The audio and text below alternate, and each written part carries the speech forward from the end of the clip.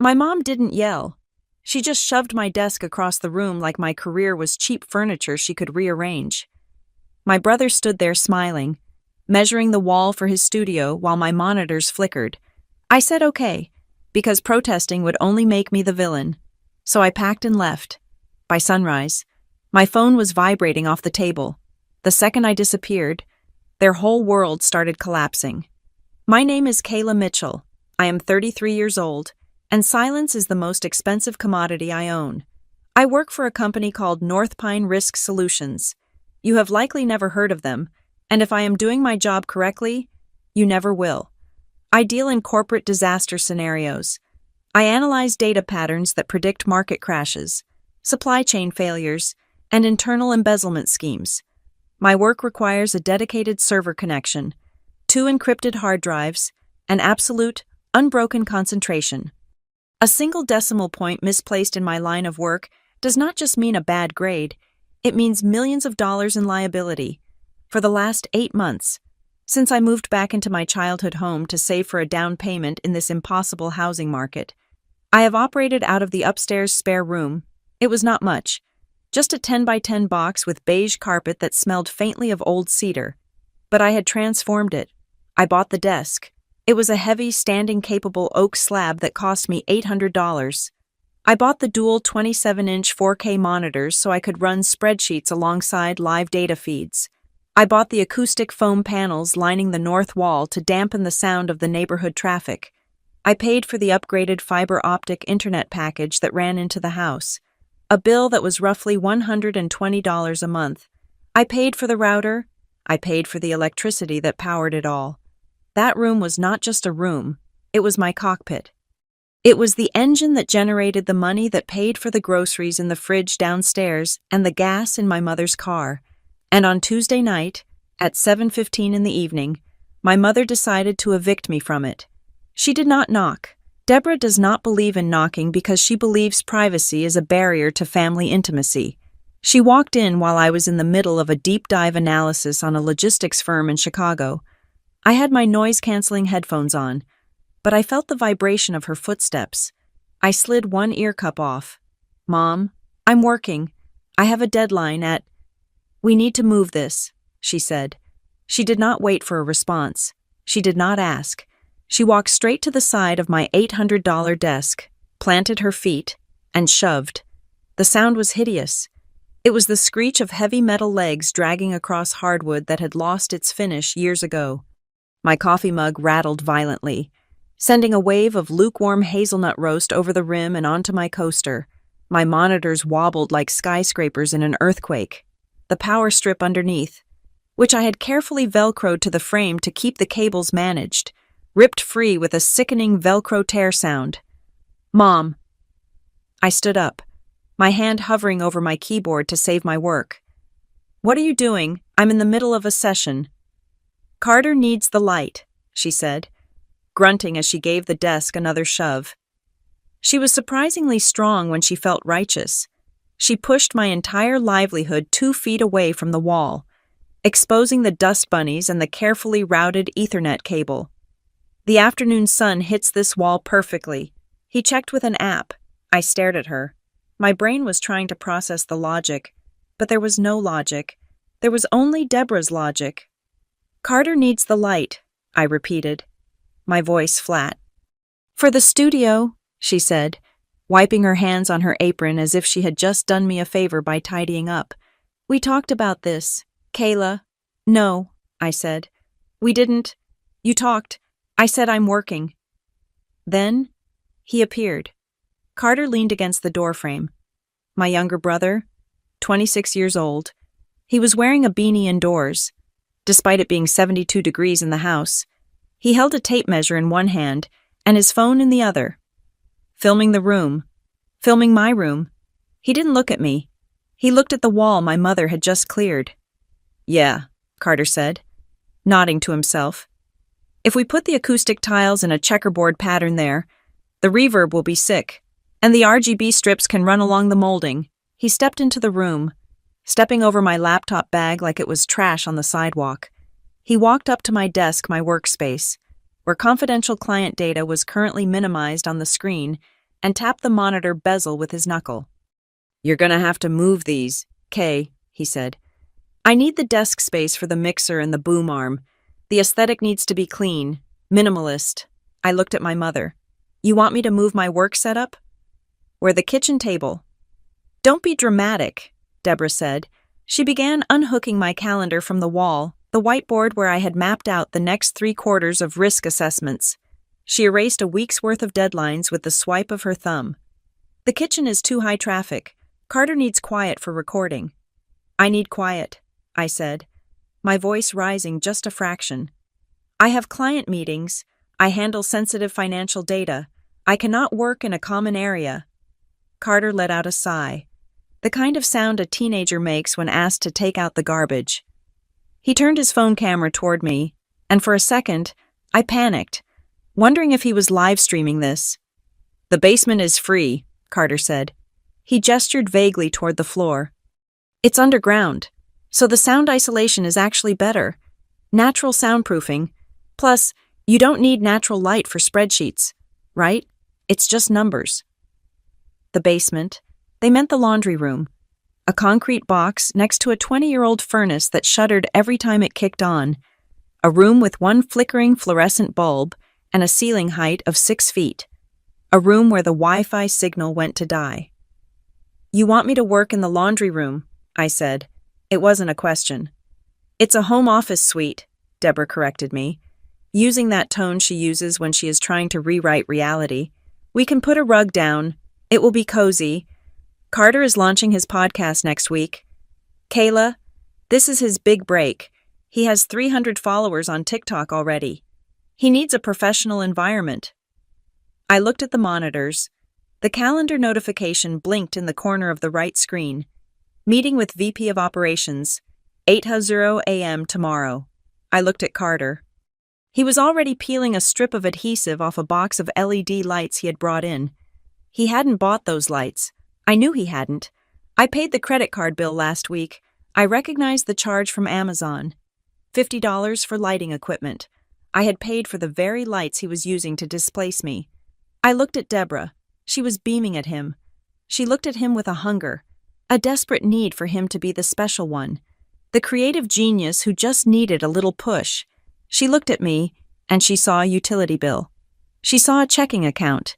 She saw a piece of furniture that could be shoved into the basement to make room for the art. "Carter needs this," Deborah said softly, placing a hand on my arm. It was meant to be comforting, but it felt like a shackle.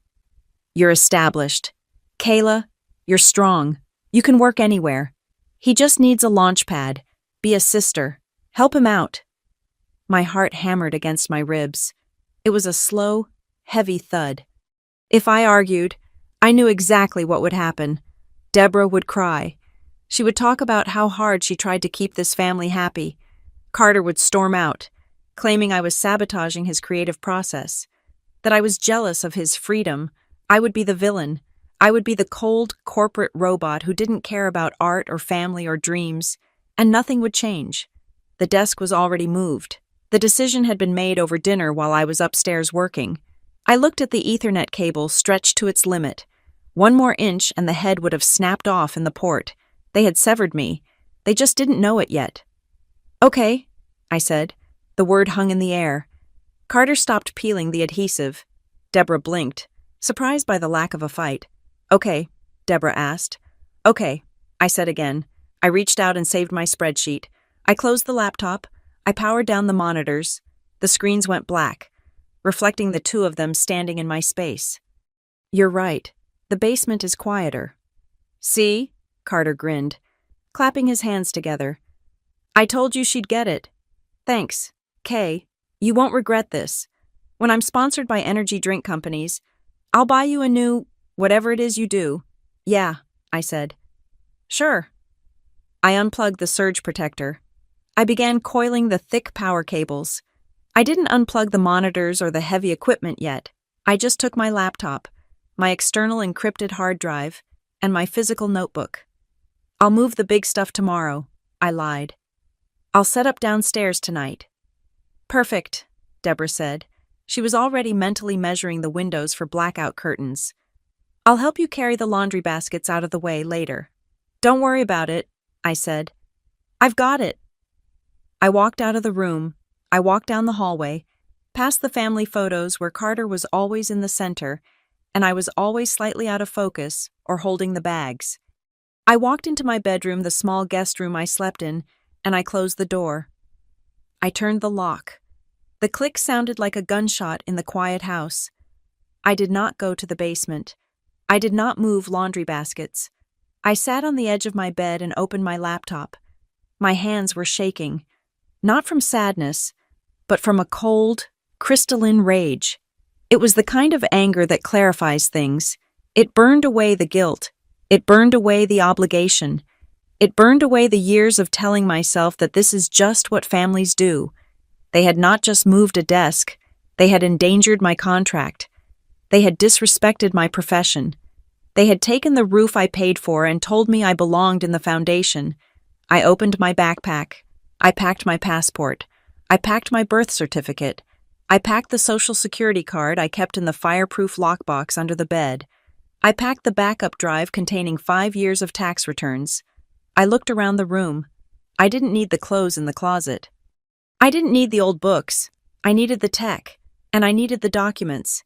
Everything else was just stuff. I opened a new incognito window on my browser. I didn't want the history to sync to the family iPad downstairs. I typed in furnished rentals, immediate move-in. I had looked at these apps 100 times in the last 6 months. I had countless saved searches for apartments in the city, nice places with floor-to-ceiling windows and security concierges.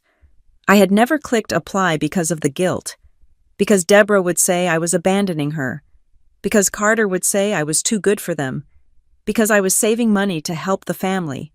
I looked at the price of a studio apartment in the Westbridge district. $2,400 a month. It was expensive. It was steep. But then I thought about the basement. I thought about the damp concrete. I thought about Carter sitting in my chair, adjusting my height settings, speaking into a microphone I bought, under lights I paid for, talking about how hard his hustle was. I clicked apply now.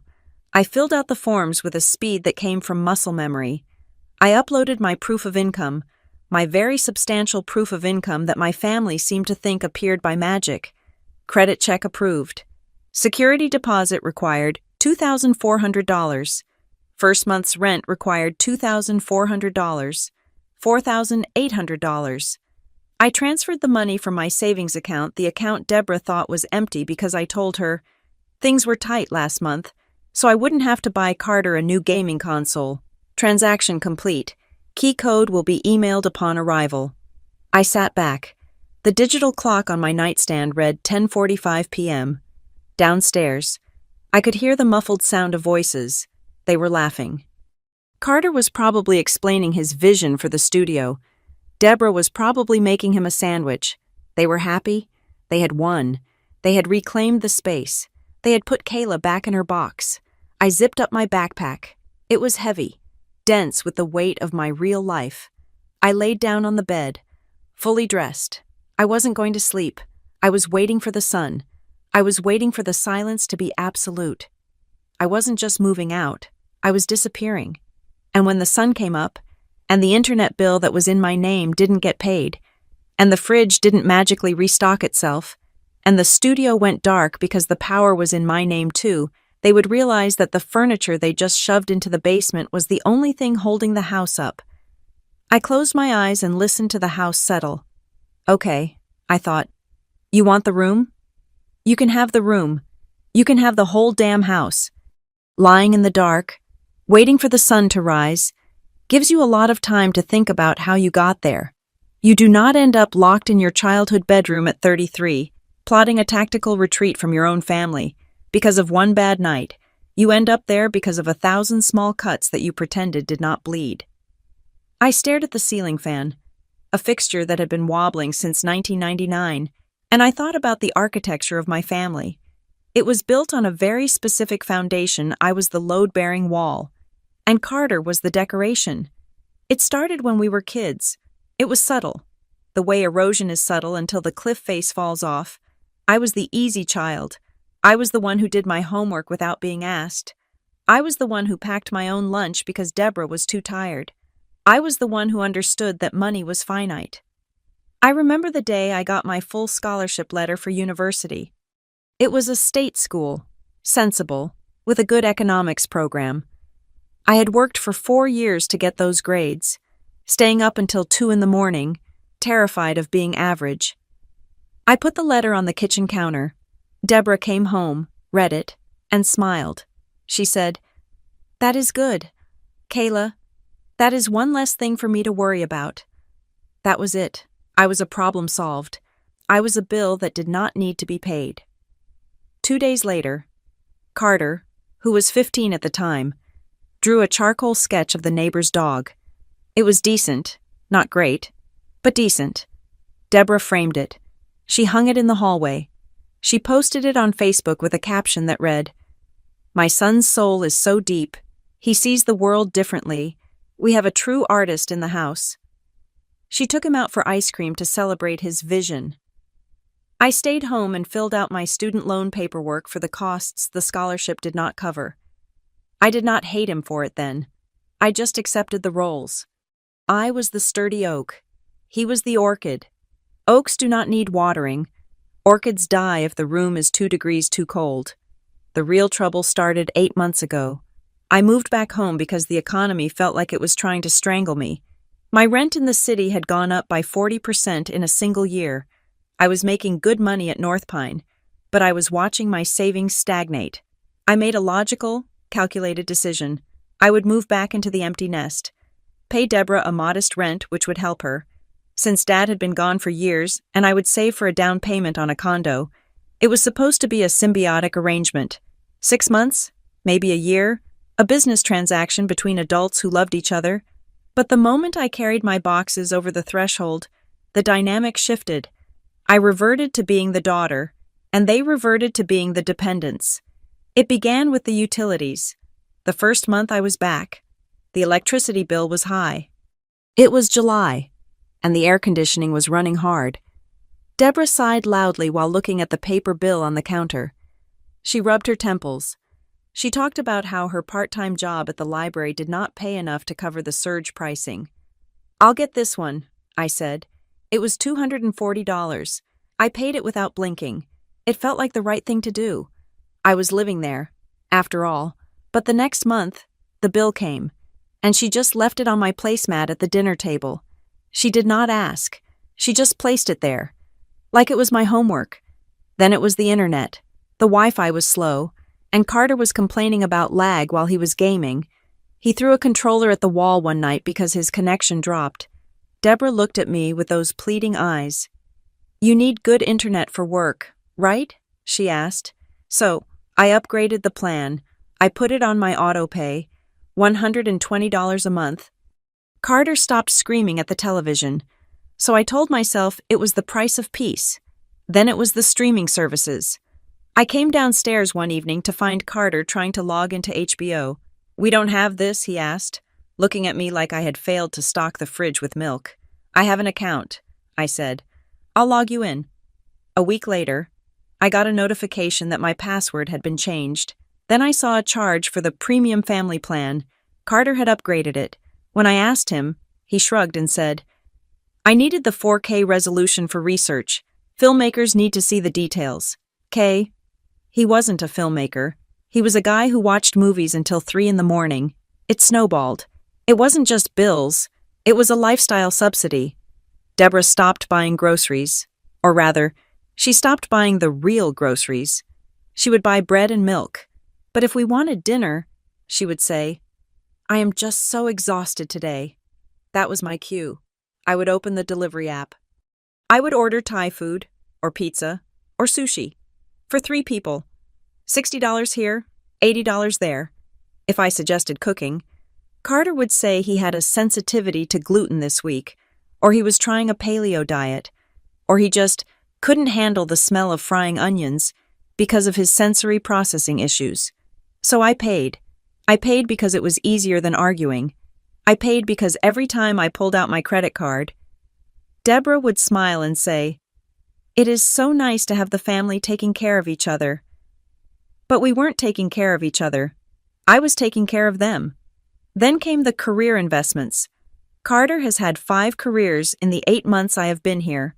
First, he was going to be a photographer, then a graphic designer, then a dropshipping entrepreneur. Now, it was the podcast and streaming. Each phase required gear. I remember coming home 3 months ago to find a massive package on the porch. It was a Canon camera lens, a serious piece of glass.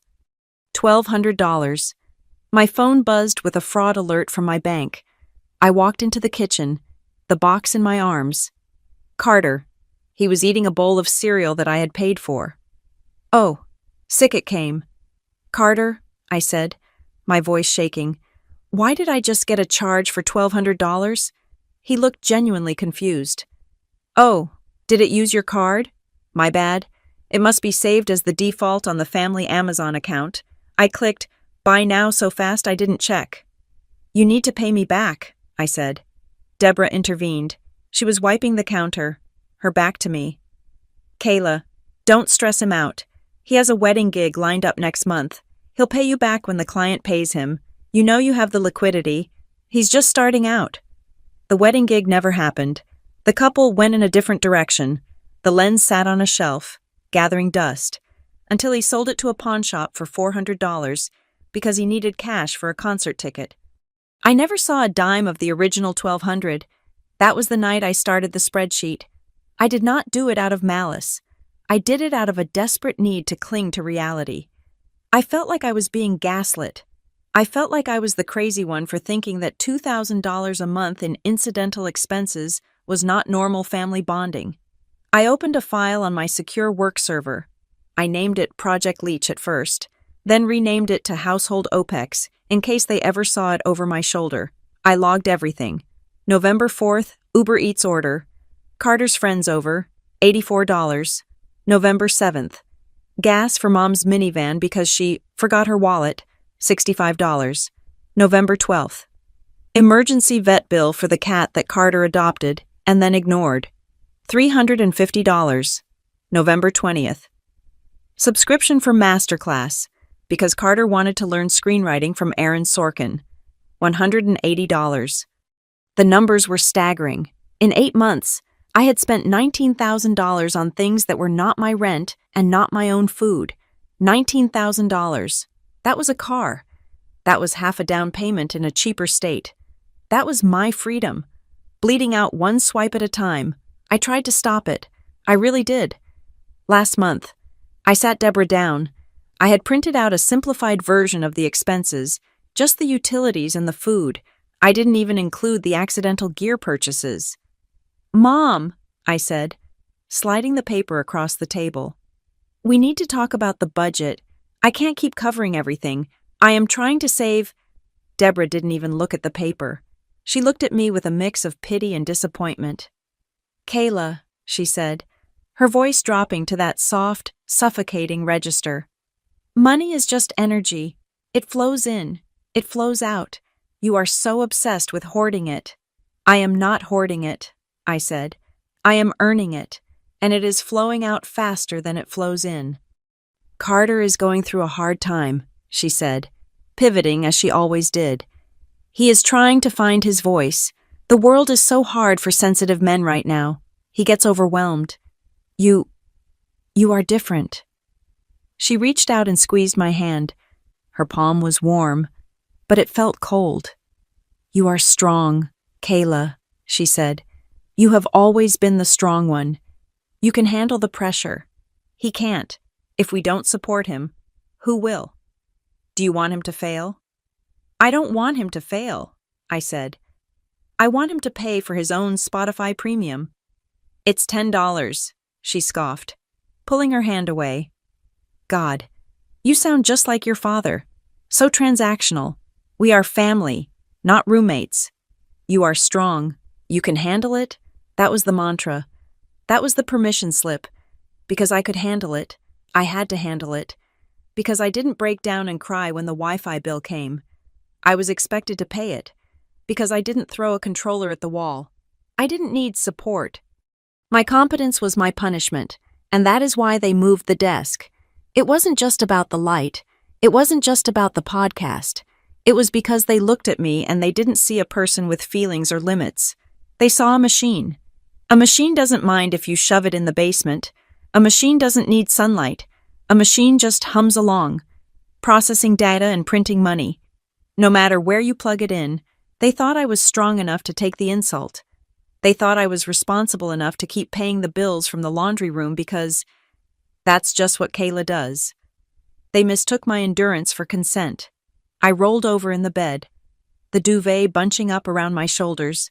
The darkness of the room felt heavy, but for the first time in 8 months, my mind was clear.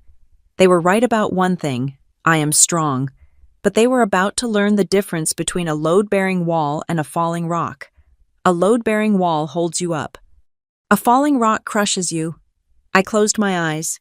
I didn't need to sleep, but I needed to rest. Tomorrow was going to be expensive for them, and for the first time in my life, I wasn't going to be the one picking up the tab. The basement did not smell like a home office. It smelled of Tide detergent, damp concrete, and the distinct metallic scent of a furnace that had not been serviced in a decade.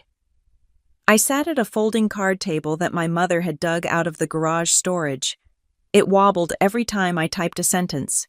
The lighting was a singular, flickering fluorescent tube that hummed with the persistence of a dying insect.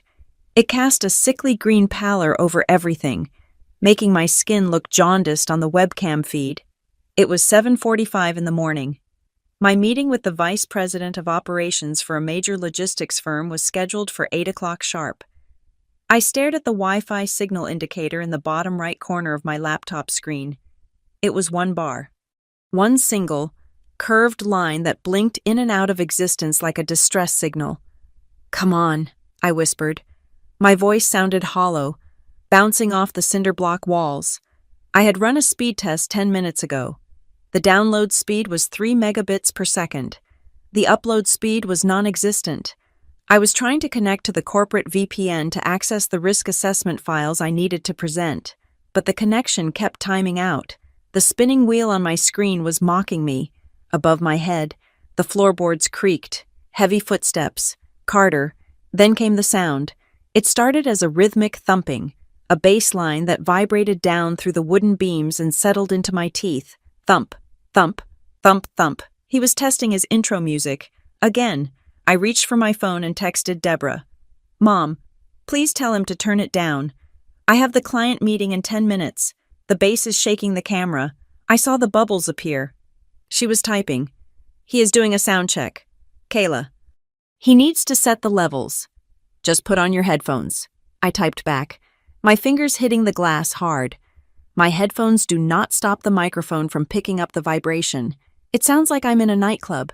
Please, he will be done soon. Be patient. I put the phone down. I took a deep breath. I adjusted the stack of old encyclopedias I had placed under my laptop to bring the camera to eye level. I needed to look professional. I needed to look like I was in control of billions of dollars of risk capital, not like a woman hiding in a laundry room next to a pile of dirty towels. At 7:58, the bass stopped. Thank God. I connected to the Zoom call. The video quality was grainier than usual, pixelated and lagging, but the audio seemed stable. Mr. Henderson appeared on the screen, sitting in a glass-walled office in Manhattan, looking sharp and impatient. "Good morning, Kayla," he said. His voice was crisp. "Let's dive right into the supply chain vulnerabilities in the Southeast region." "Good morning, Mr. Henderson," I said. I forced a smile. "Absolutely. Let me share my screen." I clicked the share button. The little wheel spun and spun. "Just a moment," I said, my stomach tightening. "The connection is a little slow this morning. We are on a tight schedule." "Kayla," he said, checking his watch. Suddenly, the door at the top of the basement stairs opened. "Mom, have you seen the adapter?" Carter's voice boomed down the stairwell, amplified by the acoustics of the enclosed space. I lunged for the mute button, but I was half a second too slow. "Carter." "Shh," Deborah's voice followed, loud and shrill. "Kayla is on the computer." "I just need the adapter," Carter yelled back. "The stream starts in an hour, on my screen." Mr. Henderson frowned. Is everything all right there? It sounds like a domestic dispute. My apologies, I said, my face burning with a heat that had nothing to do with the furnace. I am working from a temporary location today due to some structural repairs in my main office. Right, he said. He didn't believe me. Can we proceed? I finally got the spreadsheet to load. I was 5 minutes into the presentation, explaining a critical failure point in their trucking routes, when the washing machine to my left kicked into its spin cycle. It sounded like a jet engine taking off inside a tin can. The card table began to vibrate. The encyclopedias shifted. I can't hear you, Mr. Henderson said, leaning into his camera. There is a tremendous amount of background noise. I muted myself again. I looked at the washing machine. It was doing the heavy load jeans and towels. It would be like this for 20 minutes. I unmuted. I am so sorry. There seems to be some heavy machinery operating nearby. Kayla, Mr. Henderson said, his voice dropping an octave. We pay North Pine a premium for professionalism. I cannot make decisions on 8-figure contracts when I can't hear the analyst. Let's reschedule this for when you are in a suitable environment. I can finish, I pleaded, dignity abandoning me. I can speak louder. Reschedule, he said firmly. Send me the dates. The screen went black. I sat there in the silence of the basement, accompanied only by the violent thrashing of the washing machine. I had never been dismissed from a client meeting in my life. Never. I closed the laptop. I didn't slam it. I closed it with a gentle, terrifying precision. I needed to sit back. I needed to lean back and close my eyes and count to 10. I reached behind me, expecting to feel the mesh support of my ergonomic chair. My hand met air. I turned around. I had been so focused on the internet and the table setup that I hadn't fully registered what I was sitting on until that moment. It was a metal folding chair. Beige, cold, hard. My chair. The Herman Miller Aeron that I had bought, refurbished for $600 3 years ago. The chair that saved my back during 12-hour shifts was not there. I stood up. I looked around the chaotic storage space of the basement. Old holiday decorations, broken suitcases, my father's old toolbox, no chair. I unplugged my laptop. I put it under my arm. I walked up the wooden stairs, my footsteps silent on the treads. I walked into the kitchen. The sun was streaming in through the sliding glass doors, illuminating the dust motes dancing in the air. It was a beautiful, cheerful morning upstairs. The contrast made me feel nauseous. Deborah was at the stove, scrambling eggs. Carter was at the kitchen table, unboxing a new sound mixer. The packaging was spread everywhere. How was the meeting? Deborah asked, without turning around. Her tone was light, breezy, as if she hadn't just sabotaged my career. Did you manage with the noise? I told Carter to keep it down. But you know how creative energy is. Where is my chair? I asked. My voice was quiet. It wasn't the voice of a daughter. It was the voice of an auditor finding a discrepancy. Deborah paused with the spatula in midair. Carter didn't look up from his instruction manual. What chair? Deborah asked. My office chair, I said. The black mesh one. The one that was in my office upstairs. It's not in the basement. Oh, Deborah said. She turned around, wiping her hands on her apron. She had that look on her face, the one she used when she broke a plate and hid the pieces in the trash. A mix of guilt and defiance. Where is it? I repeated. Carter finally looked up. He adjusted his beanie. We sold it. The world seemed to tilt on its axis for a second. You sold it, I repeated. The words felt like foreign objects in my mouth. Yeah, last night, Carter said, gesturing to the mixer on the table. I needed the cash for the Rodecaster Pro. This thing is essential for the audio ducking. The guy came and picked the chair up at like 10 p.m. Got $300 for it. Quick sale. $300. It was worth double that. I looked at Deborah. I was waiting for her to scold him. I was waiting for her to say, "Oh my God, Carter, you can't sell your sister's furniture." Instead, Deborah shrugged. It's just a chair. Kayla, she said. She turned back to the eggs. You're young. You have a good back. You can sit on anything. Carter has to sit for hours doing his editing. He needs professional equipment to change his life. We have to prioritize.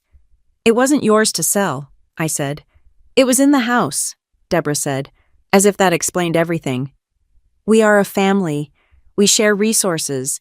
When you move on to your big corporate office downtown or wherever, you won't need it. Carter is building something here. I bought it, I said, with my money. And you live under my roof, Deborah snapped, the breeze gone from her voice. She slammed the spatula down on the counter. I don't charge you market rent. Do I think of it as a contribution? God, you are so materialistic. It is just a thing. Your brother is trying to build a future. Downstairs is quieter anyway, Carter mumbled, plugging a cable into his new toy. You don't need a fancy chair to look at spreadsheets. Nobody sees you. My client sees me, I said. Or he did, before he ended the meeting because of the washing machine. Well, that's not my fault, Carter said defensively. I didn't turn the washer on. I looked at them, really looked at them. They weren't evil. That would be easier. They were just aggressively, terminally entitled. They had rewritten the narrative of our lives so thoroughly that in their version, I was the villain for wanting to keep my own property. In their version, stripping me of my tools was a noble sacrifice for Carter's imaginary stardom. I pulled out my phone. I opened my banking app. I opened the spreadsheet I had updated the night before. I scrolled to the bottom. $24,312. That was the total. That was the cost of being Deborah's daughter and Carter's sister for the last 8 months, including the chair. So, I said, the single word cut through the smell of frying eggs. They both looked at me. There was something in my tone that made Deborah stop scraping the pan. It was the absence of emotion. So, I said again, everything I buy, everything I pay for, if it is in this house, it belongs to the family. Is that the rule? Don't be dramatic, Deborah scoffed, but she shifted her weight uneasily. It's not about ownership. It's about helping who needs it most. You have so much. Kayla, Carter has nothing. Why are you so stinging? Yeah, Carter laughed. A short, sharp bark. What are you going to do, evict us? It's Mom's house. He shook his head, looking down at his mixer, smiling that smug, little brother smile. He thought this was another squabble. He thought I would stomp my foot, yell about fairness, and then pay for pizza tonight to apologize for ruining the vibe. He thought I was safe. Okay, I said. Okay, Deborah asked, echoing the night before. She relaxed, her shoulders dropping. She thought she had won again. Good. Now, sit down. The eggs are almost done. And Kayla, can you look at the internet again? It's lagging on my iPad. I'll look at it, I said. I didn't sit down. I turned around and walked out of the kitchen. Where are you going? Carter asked. Toast is ready. Bathroom, I lied. I walked up the stairs. I walked past the empty space where my office used to be. I walked into my bedroom and locked the door. My suitcase was already open on the bed. I didn't need to pack much more. Just the toiletries, the charger, the laptop. I moved with a terrifying efficiency. I didn't cry. I didn't shake. I felt light. It was the lightness of a soldier who has finally received the order to retreat from a losing battle. I checked the time. 8:25. The Uber was 6 minutes away. I had booked it while they were talking about the eggs. I put on my coat. I put on my shoes. I took the hard drive. I looked at the room one last time. I looked at the bed I had slept in as a child. The walls I had stared at while dreaming of a life where I mattered. I wasn't leaving them because of the money. I could make more money. I was leaving them because they had looked me in the eye and told me that my comfort, my career, and my property were less important than their whims. They had told me I was fuel, not family. I grabbed the handle of my suitcase. I grabbed my backpack. I didn't write a note. I didn't leave cash on the dresser. I opened the window. It was on the ground floor of the split level, facing the back alley. I didn't want to walk through the kitchen. I didn't want to hear Deborah ask me to fix the Wi-Fi one last time. I dropped the bag out the window into the bushes. I climbed out after it. The morning air was cold and crisp. It filled my lungs like pure oxygen. I walked around the side of the house to the street. The black sedan pulled up to the curb just as I reached the sidewalk. I got in. "Airport?" the driver asked. "No," I said, looking back at the house. The kitchen window was glowing with warm light. They were eating those eggs. They were waiting for me to come back down and fix the router. They were waiting for the goose to lay another golden egg. "Westbridge," I said. 112 Oak Street. The driver nodded and pulled away. I watched the house shrink in the rearview mirror until it was just a small, insignificant dot. Then, I turned around and faced the road ahead. My phone buzzed in my pocket. A text from Carter. "Hey, serious about the internet. I can't stream if it's red." I didn't answer. I reached into my bag, pulled out the SIM card tool I kept in my tech kit, and popped the tray open. I looked at the tiny chip. Then, I opened the window and flicked it onto the highway. Let them stream that. To understand how I was able to walk out of that house at 8:25 in the morning with nothing but a backpack and a cold resolve. You have to understand what happened between midnight and 4 in the morning. I did not make a rash decision.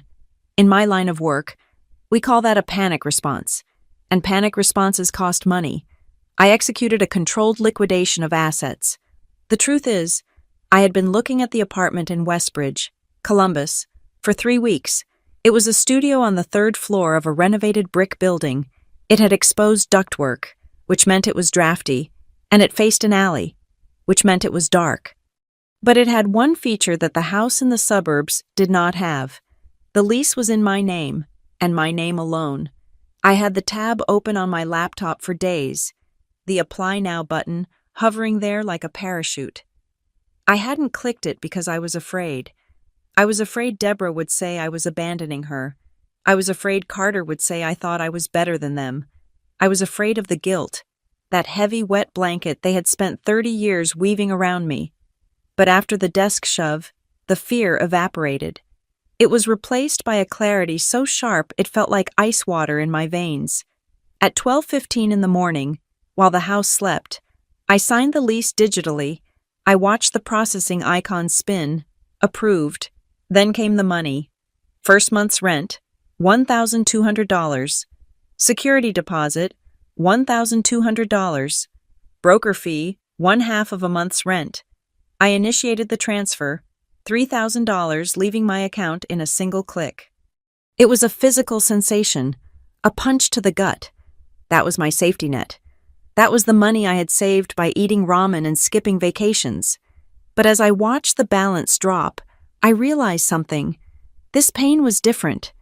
When I paid for Carter's camera lens or Deborah's groceries, the pain was heavy and dull, like being bled slowly. This pain was sharp and clean. It was the pain of cauterizing a wound. It hurt, but it stopped the bleeding. Then, the extraction began. I moved around my room with the silence of a thief. I didn't pack clothes. Clothes are heavy, and clothes can be replaced. I packed the data. I took the physical files from the bottom drawer, my birth certificate, my passport, the title to my car, which I had sold last year, but I kept the record and my social security card. I packed my external hard drives, wrapping them in thick wool socks to cushion them. I packed my prescription migraine medication. I packed them into my backpack, distributing the weight so it wouldn't look bulky. Then, I sat back down at my laptop and opened the Project Leech spreadsheet. It was time for the digital heist. I didn't want to scream. I didn't want to break things. I wanted to disappear. I logged into the utility provider's website. The account was in my name. Service transfer request. Effective date. Today. New address. 112 Oak Street, Westbridge. I didn't turn off the lights at the house. That would be petty. I simply removed my billing information and transferred the service responsibilities. The next bill would arrive addressed to resident, and when it went unpaid, the darkness would be their own doing. I went to the streaming services, Netflix, Hulu, HBO Max, Spotify Family Plan, manage subscription, cancel, log out of all devices. I imagined Carter waking up the next day, trying to play his morning motivation playlist, and being met with a request for a credit card. It was a small, petty thought, but it nourished me. Then, I went to Amazon. This was the big one. My card was the default payment method. It had been for years because it was easier. I deleted the card. I deleted the backup card. I enabled two-factor authentication, linking it to an authenticator app on my phone, not my phone number, so they couldn't use the forgot password text message to get back in. I was about to close the tab when I saw it. A new email in my promotions folder that I usually ignored. It had come in at 4:30 that afternoon. Confirmation of your payment plan with Affirm. I frowned. I hadn't bought anything on an installment plan. I paid for everything up front. Debt makes me itchy. I opened the email. Thank you for your purchase from Sweetwater Sound. Item Rodecaster Pro 2. Integrated audio production studio. Total financed $700. Monthly payment $58 for 12 months. I clicked the details. The billing address was the house. The name on the loan was Kayla Mitchell. I stopped breathing for a moment. Carter hadn't just used my card to buy the mixer. He had used my social security number, which he must have found in my tax documents downstairs, to open a line of credit in my name. He had signed a legal contract pretending to be me because he knew I wouldn't approve a $700 purchase, but he figured I wouldn't notice $50 a month slipping out of my account. He didn't just steal my money, he stole my identity. I didn't scream. I didn't run downstairs and shake him awake. That would give him a chance to talk, to whine, to say he didn't understand how credit worked. I took a screenshot of the email. I took a screenshot of the loan agreement. I saved them to 3 different cloud servers. This was no longer a family dispute. This was evidence. I looked at the clock. It was 3:45 in the morning. I stood up and walked to the window. The street outside was dead silent, the suburban dream, quiet and peaceful. Inside, the house was rotting. I zipped up my backpack. It contained my life. Everything else in this room, the bed, the dresser, the old posters was just a set piece for a play I was no longer starring in. I unlocked the bedroom door and crept out into the hallway. The floorboards were treacherous, but I knew every squeak. I had learned to walk silently in this house years ago so I wouldn't wake Deborah and be asked to do a chore. I went to the top of the stairs. I could hear Carter snoring from his room, a rhythmic, carefree sound. He was sleeping the sleep of someone who believes the world owes him a living. I went down to the kitchen. I saw the empty space where my chair had been. I walked to the back door. My hand hovered over the deadbolt. I could leave now. I could walk out into the dark, call the Uber, and be gone before they woke up. But then I thought about the chair. I thought about the mixer. I thought about the installment plan. If I left in the night, they would spin a story. They would say I ran away. They would play the victim. They needed to see me. They needed to see that I wasn't running away from them. I was walking past them. I locked the door again. I went back upstairs. I hid the backpack in the back of the closet, behind my winter coats. I laid down on the bed, fully dressed, my shoes still on. I stared at the ceiling and waited for the sun. I waited for the performance to begin. I was ready. The accounts were closed. The lease was signed. The evidence was secured. The heist was already over. They just didn't know they had been robbed of their victim yet. The first morning in the studio apartment was defined not by what was there, but by what was missing. There was no smell of stale bacon grease drifting up from the kitchen. There was no thumping bass line vibrating through the floorboards. There was no passive-aggressive sighing from the hallway. There was only the pale, gray light of an Ohio morning filtering through the large industrial window, illuminating the dust motes dancing over the empty hardwood floor. I sat on the floor with my back against the brick wall. I had stopped at a convenience store on the way in and bought a large black coffee and a bagel. The coffee was bitter, scalding, and cheap.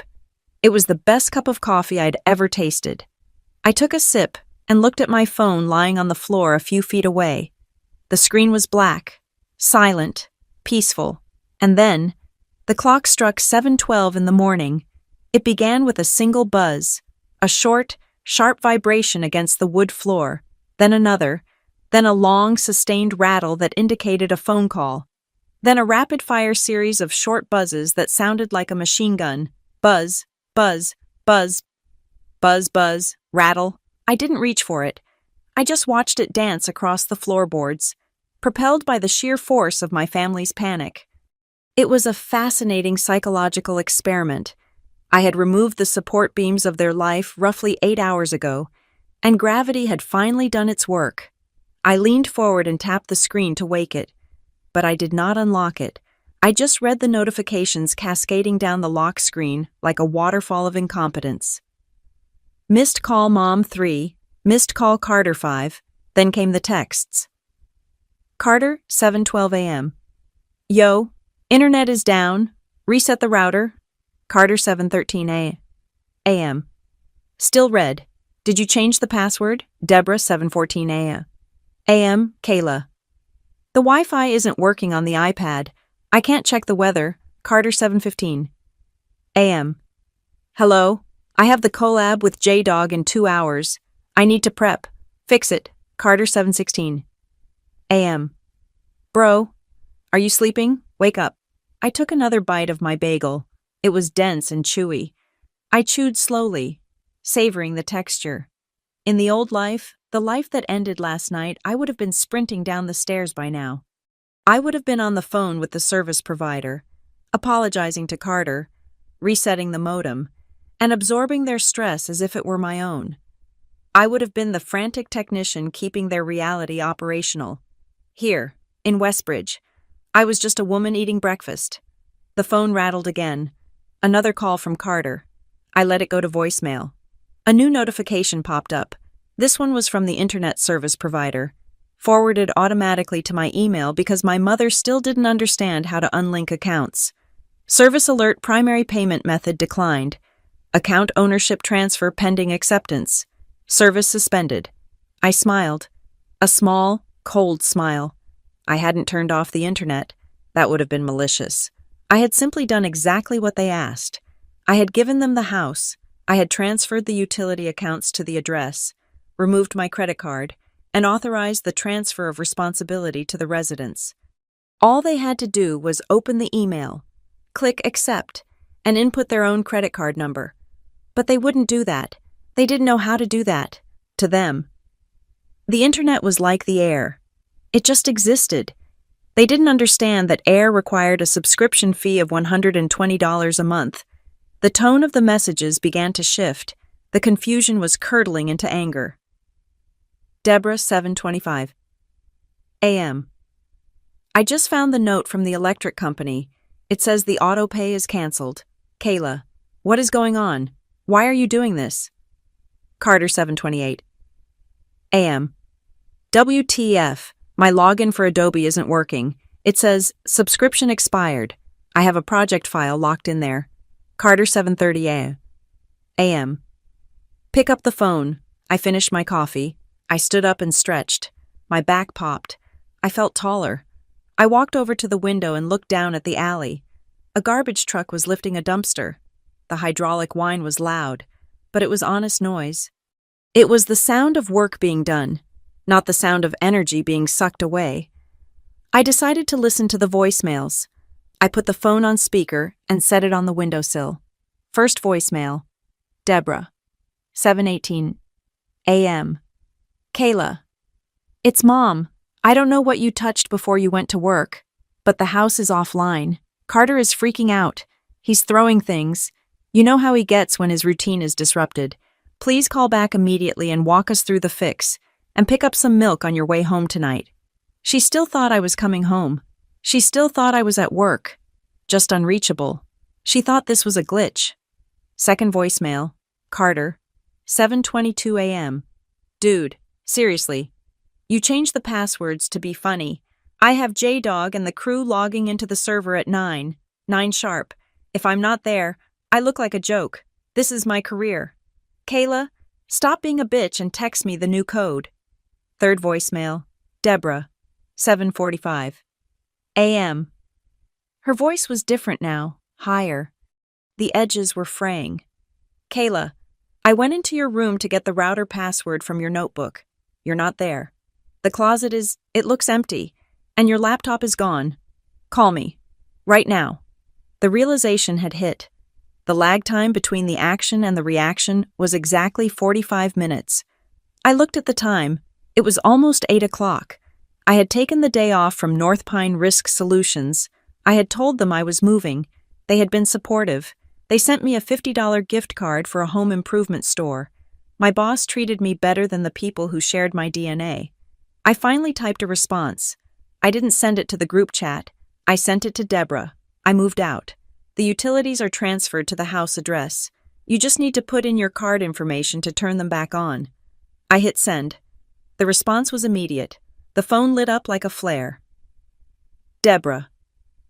You moved out without telling us. How could you, Deborah? We are a family. You don't just leave. Deborah. Who is going to pay the arrears? The email says there is a balance due. I ignored that. Of course there was a balance. I had paid up to yesterday. The new cycle started today. Then came the emotional pivot. The classic Deborah maneuver. Deborah. I can't believe you are this selfish. Carter is crying. He is literally on the floor having a panic attack because he can't do his show. You are ruining his life over a chair. Is this about the chair? I laughed out loud. The sound startled me. It bounced off the empty walls. It wasn't about the chair. It was about the fact that she thought it could be about the chair. It was about the fact that she reduced a decade of financial exploitation down to a single piece of furniture. Carter. You owe me for this lost revenue. If I miss this stream, I lose the sponsorship. That's $500. Kayla. You're paying me that. I typed back to Carter. No. Just 2 letters. No explanation. No apology. No. I'm sorry. But, Carter. What do you mean? No. You sabotaged me. Kayla, I didn't sabotage you. I just stopped subsidizing you. If your business model relies on me paying for your internet, your software, and your electricity, then you don't have a business. You have a hobby that I'm tired of funding. It was the most honest thing I had ever said to him. My phone rang again. It was a number I didn't recognize. I hesitated, then answered. Hello. Is this Kayla Mitchell? A robotic voice. This is the Fraud Prevention Department of Chase Bank. We are calling to verify some unusual activity on a card ending in 4492. That wasn't my main card. That was the authorized user card I had given Deborah for groceries only 2 years ago. I had locked it last night via the app. Speaking, I said. We show a declined transaction for $350 at Pro Audio Warehouse attempted at 7:55 a.m. Was this you? I closed my eyes and shook my head. Carter. He must have stolen Mom's wallet the second the internet went down, trying to buy a mobile hotspot or new gear to salvage his stream, thinking her card would still work. No, I said clearly. That was not me. I did not authorize that charge. Thank you. We will keep the card locked and issue a new one to the primary address on file. Actually, I said, please cancel the card entirely and remove that authorized user. Done. Have a nice day. Ms. Mitchell? I hung up. The texts were coming in faster now. A slurry of desperation and venom. Deborah. The card didn't work. Carter needs equipment to stream from the library. Why is the card declined? Deborah Kayla. Pick up, I am your mother, Carter. I'm going to tell everyone what you did. I'm going to post it. I'm going to tell them you abused us and stole our money and left us to rot. I watched the threat roll in. It should have terrified me. The old Kayla would have been terrified of the public shame, of the bad daughter narrative. But the new Kayla looked at the empty apartment, the brick walls, and the sunlight. I had the screenshots. I had the bank statements. I had the emails showing the identity theft regarding the Affirm loan. Let him post. Let him try to tell the world that his sister was a villain because she stopped paying for his Adobe Creative Cloud subscription. I typed one last message to the group chat. I am not coming back. Do not come to my office. Do not look for me. The lease at the house is in Mom's name. The bills are now in your names. Welcome to the real world. Then, I did something I should have done years ago. I went into my settings. Block caller Mom. Block caller Carter. The vibration stopped. The screen went still. The silence that followed was heavy. But it wasn't empty. It was full of possibility. I looked at my watch. It was 8:15. The collab was supposed to start in 45 minutes. Carter was probably currently screaming at a router he didn't know how to configure, holding a credit card that didn't work, in a house where the silence was finally, beautifully, his problem. I finished my bagel. I crumbled the wrapper into a ball and tossed it into the small trash bag I had brought with me. I had a lot to do today. I needed to buy a mattress. I needed to buy a desk. I needed to buy a chair, a new one that no one would ever sell out from under me. But for now, I just sat there. I watched the dust motes dance. I listened to the distant hum of traffic. For the first time in my life, I wasn't the load-bearing wall. I was just a person in a room, and the house I had left behind could stand or fall on its own. I suspected it would fall, and I realized, with a jolt of pure, caffeinated joy, that I didn't care if it did. The silence in my new studio was not empty. It was filled with the hum of my laptop cooling fan and the soft clicking of my trackpad as I conducted the most painful audit of my career. I had spent the last decade analyzing risk for multinational corporations. I looked for hidden liabilities, embezzled funds, and structural weaknesses in billion-dollar ledgers. But as I sat on the floor of my empty apartment at 10 o'clock in the morning, I realized I had been blind to the fraud happening under my own roof. I had blocked their numbers, but I had not blocked my access to the truth. I started digging deeper into the digital footprint of my identity. The Affirm loan for the sound mixer was just the surface debris. I needed to see the foundation. I logged into my email account, the old Yahoo address I had used since high school, the one Deborah had the password to because she claimed she needed it to check family flight itineraries years ago. I had changed the password last night, but I went into the trash folder and the archived folders. That is where I found the leeches. They were small charges, microtransactions that I had missed because they were buried under the noise of my daily life. I found a confirmation email for a subscription to a premium meditation app called Serenity Now. It was $14 a month.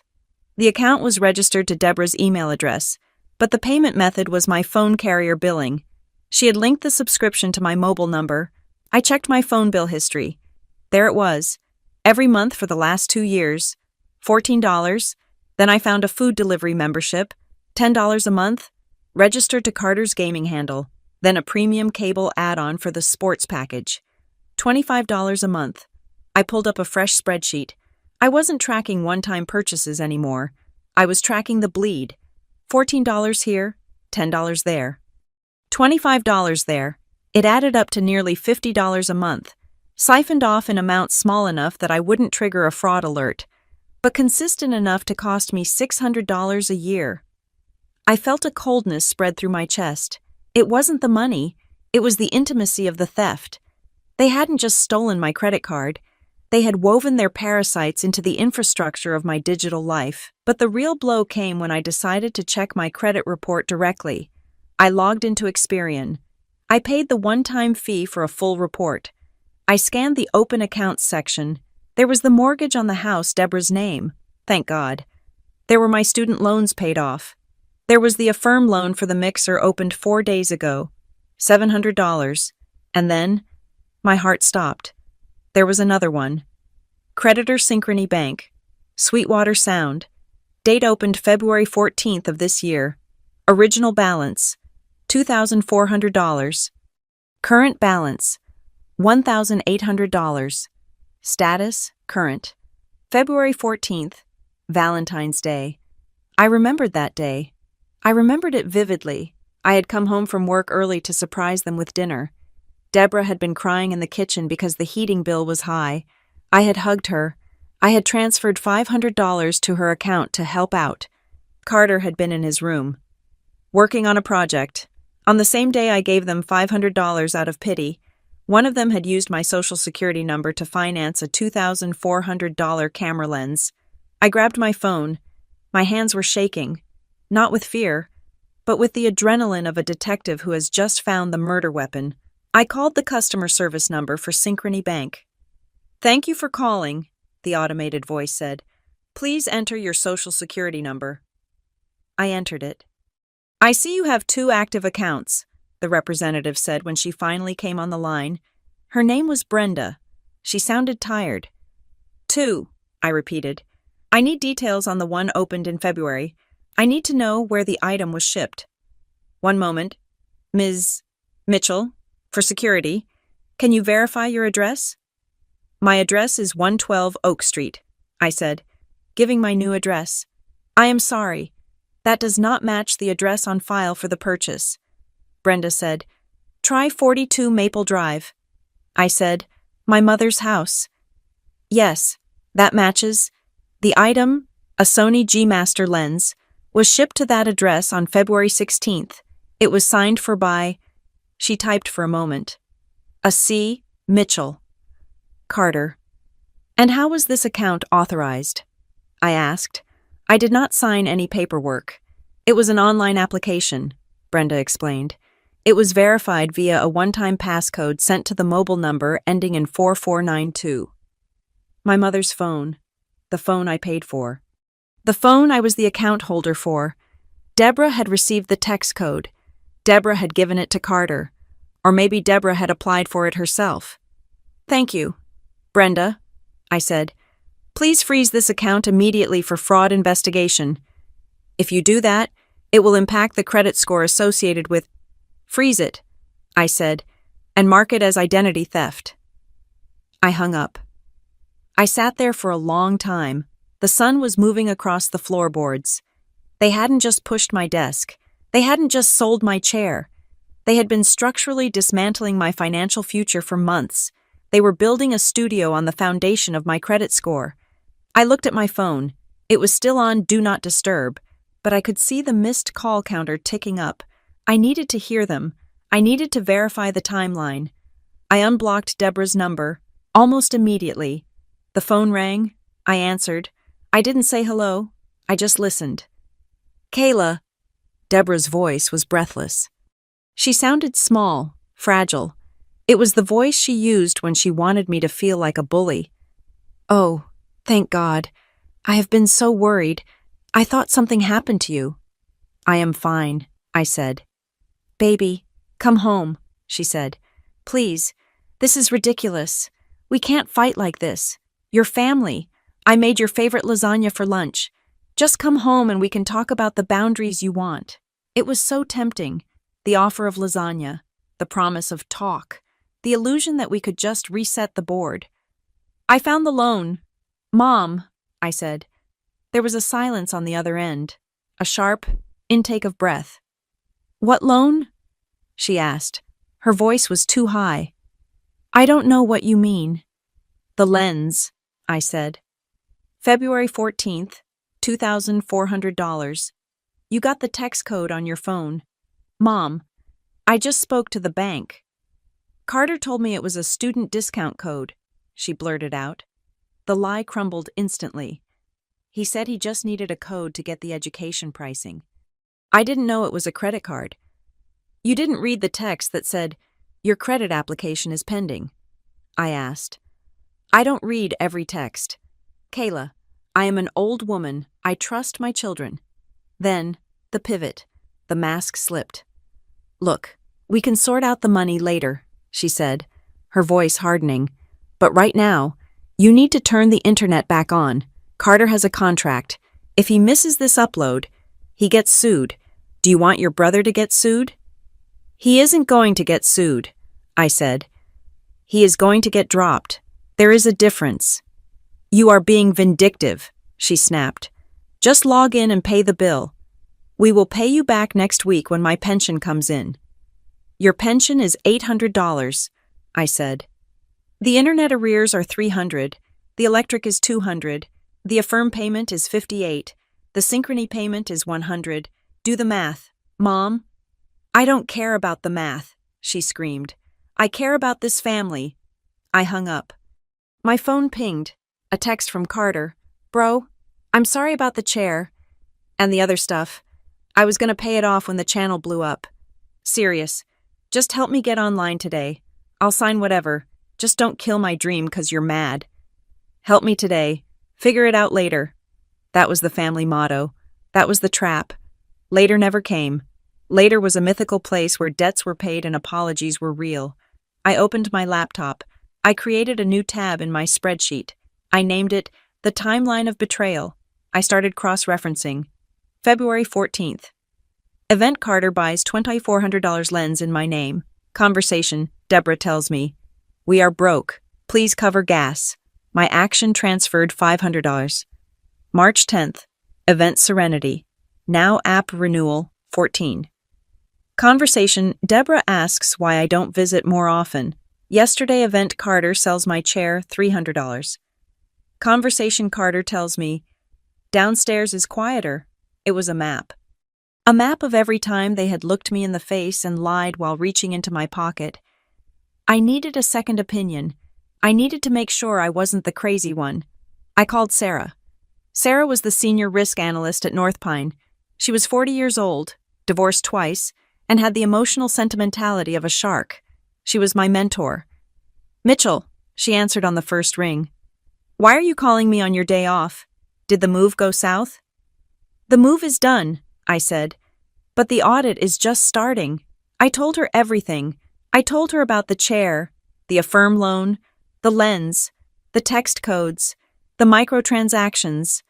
Sarah listened without interrupting. When I finished, the silence on the line was heavy. Kayla, Sarah said. Her voice was low. This isn't family drama. This is a RICO case. I know, I said. You have two options, Sarah said. Option A. You go to the police, you file a report for identity theft. Carter goes to jail. Your mom probably gets named as an accomplice. You never speak to them again. I can't send him to jail, I said. He's an idiot, but I can't be the one who puts him in a cage. Okay, Sarah said. I figured you would say that. That leaves option B. You execute a hostile restructuring, but you cannot do this over the phone, and you cannot do this alone. They want me to come over, I said. Do not go into that house alone, Sarah commanded. They will gang up on you. They will cry. They will guilt trip. They will lock the door. You need leverage, and you need a witness, but since you won't bring a cop, you need a paper shield. A paper shield. Draft a contract, Sarah said. A repayment agreement, a confession of debt, and a release of liability. Make them sign it. If they sign, you turn the lights back on for exactly 30 days to give them a transition window. If they don't sign, you walk, and you file the police report. They won't sign, I said. They will, Sarah said, because right now, you are the only bank in town, and they are insolvent. You have the leverage. Kayla, use it, but treat it like a business meeting. No tears, no yelling, just ink. I hung up. I looked at the empty white walls of my studio. Sarah was right.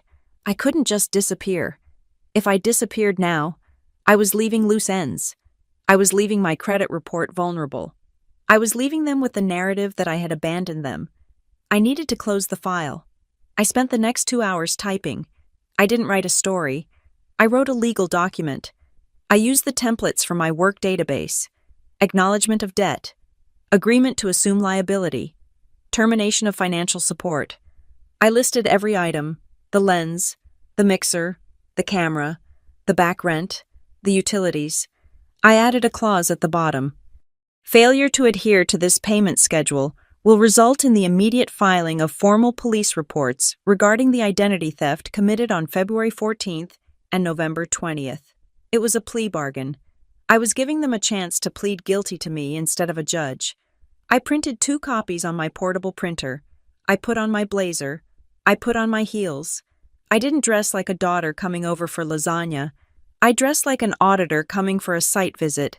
I texted Deborah one last time. I am coming over at 4 o'clock. Have Carter there. We are going to sign some papers. If you are not there, or if you start yelling, I leave, and I go straight to the precinct. I looked at the send button. I wasn't doing this to save them. I wasn't doing this to be a good sister. I was doing this to get my name off their ledger. I pressed send. The game was over. It was time to tally the score. I did not go to the house. Going to the house would have been a tactical error. The house was their territory. It was a place of soft cushions, sentimental magnets on the fridge, and the overpowering smell of the potpourri Deborah used to mask the scent of decaying maintenance. In the house, I was a daughter. in a neutral location. I was a counterparty. I texted Deborah, "I will meet you at the Daily Grind on 4th Street, 4 o'clock. Be on time." She replied instantly, "Okay, honey, can't wait to see you. I'll bring your mail." She thought this was a reconciliation. She thought we were going to share a scone, cry a little, and then I would hand over my credit card information so Carter could upload his video. She thought the glitch was over. I arrived at 3:30. I chose a table in the back corner, far enough from the espresso machine to hear clearly, but visible enough to the rest of the patrons that they wouldn't dare cause a scene. I ordered a black coffee. I opened my laptop. I placed the 2 printed copies of the repayment agreement on the table. Face down, I placed the spreadsheet, printed on 11 by 17 paper for maximum visibility. Next to it, I waited. At 4 o'clock sharp, the door chimed. They walked in. Deborah looked tired, her makeup slightly smeared, wearing a cardigan that was too big for her. She was performing the role of the worried mother for an audience of none. Carter trailed behind her. He was wearing sunglasses indoors and his hoodie pulled up. He looked like a celebrity trying to avoid paparazzi. Despite being a 26-year-old man whose biggest audience was a room full of bots, they spotted me. Deborah's face lit up with a desperate, frantic hope. She rushed over, arms open. "Kayla!" she exclaimed, loud enough for the barista to look up. "Oh, thank God. You look tired. Are you eating?" I did not stand up. I did not hug her. I pointed to the chair opposite me. "Sit down, Mom." Deborah froze. The hug died in midair. She looked at my face, and for the first time, she seemed to register that the daughter who used to apologize for taking up space was not at this table. She sat, Carter slumped into the chair next to her, crossing his arms and staring at the ceiling. He tapped his foot against the table leg. Thump, thump, thump. "Carter," I said, "stop tapping." He stopped. He looked at me over the rim of his sunglasses. "You're in a mood." "I am not in a mood," I said. "I am in a meeting." "Kayla, please," Deborah said. Reaching across the table to touch my hand, I moved my hand to the trackpad of my laptop. "Let's not be like this. Just tell us you're coming home. The house feels empty. The cat misses you." "The cat ignores me unless I am opening a can of tuna," I said, "and I am not coming home. I signed a lease in Westbridge. I live there now." Deborah gasped. It was a theatrical, hand-to-the-chest gasp. "You signed a lease without asking me. But what about the family? We need you there. It's not safe for a girl to live alone in the city." "I am 33 years old," I said, "and I am safer there than I am in a house where my identity is being stolen." "Stolen?" Carter scoffed. "God, you are so dramatic. I used a code. I was going to pay it back." "Let's talk about that," I said. I flipped over the spreadsheet. It was a dense grid of numbers, dates, and vendors. I had color-coded it, red for unauthorized purchases, yellow for coerced shared expenses, blue for the loans taken out in my name. "What is this?" Deborah asked, staring at the paper as if it were written in hieroglyphics. "This is the cost of doing business with you," I said. I ran my finger down the first column. "Let's start with the basics, the groceries. You claim we split them, but looking at the receipts from the last 8 months, I paid for 85% of all food brought into the house. That is $3,400. "I buy milk," Deborah protested. "You buy milk," I agreed. "And bread. I buy the meat, the vegetables, the detergent, the paper towels, and the takeout orders. Carter places at midnight." I moved my finger down. "Utilities. You said we would split them based on usage. Since I moved in, the electric bill tripled. Carter runs a server rack and studio lights, 12 hours a day. I paid the entire bill. Every month. That is $1,600 in excess usage." "He is working," Deborah hissed, leaning in. "He is building a career. He is playing video games and recording intro tracks that nobody listens to," I said. "And he is doing it on my dime." I moved to the red section. "And here we have the fraud, the camera lens, $2,400, the Affirm loan for the mixer, $700, the subscription services, the Uber Eats charges on my old card. I looked up. I locked eyes with Deborah. The total, I said, my voice steady and low, is $29,412 in 8 months. The number hung in the air between us, heavier than the smell of roasted coffee. Deborah stared at the paper. Her mouth opened slightly, but no sound came out. She blinked. She looked at the number again. She looked at the breakdown. She saw the dates. She saw the undeniable mathematical proof of her own negligence. "No," she whispered. "That can't be right. We borrow a little here and there. We help each other." "I helped you," I corrected. "You took from me. There is a difference." Carter finally took off his sunglasses. He looked at the spreadsheet, but he didn't look ashamed. He looked annoyed. He looked like a child who had been told he couldn't have dessert. "So what?" Carter spat. "You have a good job. You make, 6 figures? This is pennies to you. Why are you counting pennies? It's pathetic." "It is not pennies," I said. "It is a down payment on a house. It is my retirement fund. It is my life." I reached into my bag and pulled out the contract. I slid 1 copy to Deborah and 1 copy to Carter.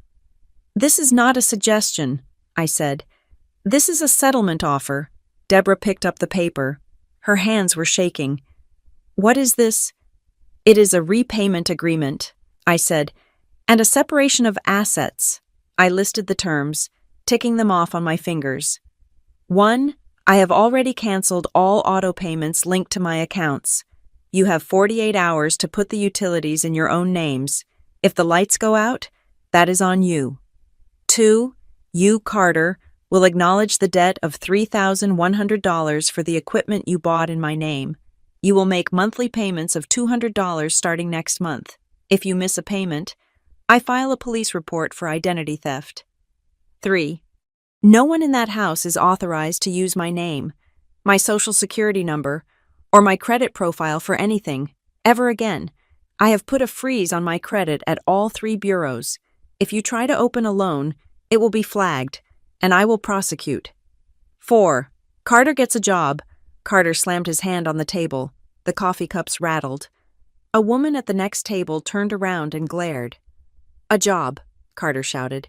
"I have a job. I am a creator. You don't get it, do you? You're just a corporate drone. You think the only way to make money is to sit in a cubicle and rot. I am building a brand. Your brand has generated $0 in revenue and $3,000 in debt," I said calmly. "That is not a business. That is a liability. You need a W-2 income. Carter, Starbucks is hiring. The warehouse down on 5th is hiring. You need to pay Mom rent, and you need to pay me back. You can't make me work at a warehouse." Carter sneered. "I have back issues. I have anxiety." "Then get a desk job," I said. "I don't care, but the Bank of Kayla is closed." Carter looked at Deborah. "Mom, are you hearing this? She's trying to ruin me. She's trying to humiliate us." Deborah looked up from the contract. Her eyes were wet. She looked small. She looked old. "Kayla," she said, her voice trembling. "This is so cold. You're treating us like strangers, like enemies. I changed your diapers. I held you when you were sick. I worked double shifts to buy you prom dresses. And now you hand me a bill. You want me to sign a contract to be your mother?" It was the masterstroke, the "I gave you life" card. It was designed to bypass logic and strike directly at the guilt center of the brain. I felt the familiar twinge in my chest, the urge to say, "Okay, Mom, don't cry. I'll fix it. Just this once." But then I looked at the spreadsheet. I looked at the line item for February 14th, the day I gave her money while they stole my credit. I stiffened. "I am not asking you to sign a contract to be my mother," I said. "I am asking you to sign a contract to stop being my dependent." I tapped the paper. "You raised me to be responsible, Mom. You told me that hard work pays off. You told me to stand on my own 2 feet. Well, I am doing it. I am standing. Why are you mad that I am doing exactly what you taught me?" "But family," she began. "Family doesn't steal," I said. Family doesn't shove their daughter into a basement next to a washing machine so their son can play pretend. Family respects each other. I leaned forward. Look at the number. Mom, $29,000. If a stranger took that from you, you would call the police. Why is it okay because you share my last name? Deborah looked at the number again. She traced the digits with her finger. I didn't know, she whispered. I really didn't know it was that much. Because you didn't want to know, I said. Because it was easier to let me handle it. But I am done handling it. I took a pen out of my bag. I clicked it. I set it down on top of the contract. Sign it, I said. If you sign it, I will pay the internet bill for this month to give you time to switch it over. I will not file the police report for the loans. We can keep this civil. And if we don't, Carter challenged, what are you gonna do? Sue your own mom. I won't have to, I said, looking at him. The creditors will do it for me. I'll just report the fraud. The bank goes after you. Carter, not me. And federal fraud charges look really bad on an influencer's resume. Carter went pale. He knew I was right. He knew enough about the world to know that banks didn't care about his creative process. Deborah picked up the pen. Her hand was shaking so badly she could barely hold it. I just wanted us to be close, she sobbed softly. I just wanted everyone to be happy. We can be close, I said, but we can't be financially entangled. Sign the paper, Mom. She signed. It was a messy scrawl, but it was there. She pushed the paper back to me. She didn't look up. She was weeping silently, the tears dripping onto the table. Carter, I said. Your turn. Carter stared at the paper. He stared at me. His jaw was clenched so tight I could see the muscle jumping in his cheek. He hated me. In that moment, he truly hated me. I had stripped away his safety net. I had exposed him as a fraud in front of his mother. I had forced him to look at the reality of his own mediocrity. He grabbed the pen. He signed his name with a violent, jagged stroke that tore through the paper slightly. Happy, he spat. You got your blood money. It's my money, I said. There is no blood on it unless you put it there. I took the contracts. I checked the signatures. I put them in my bag.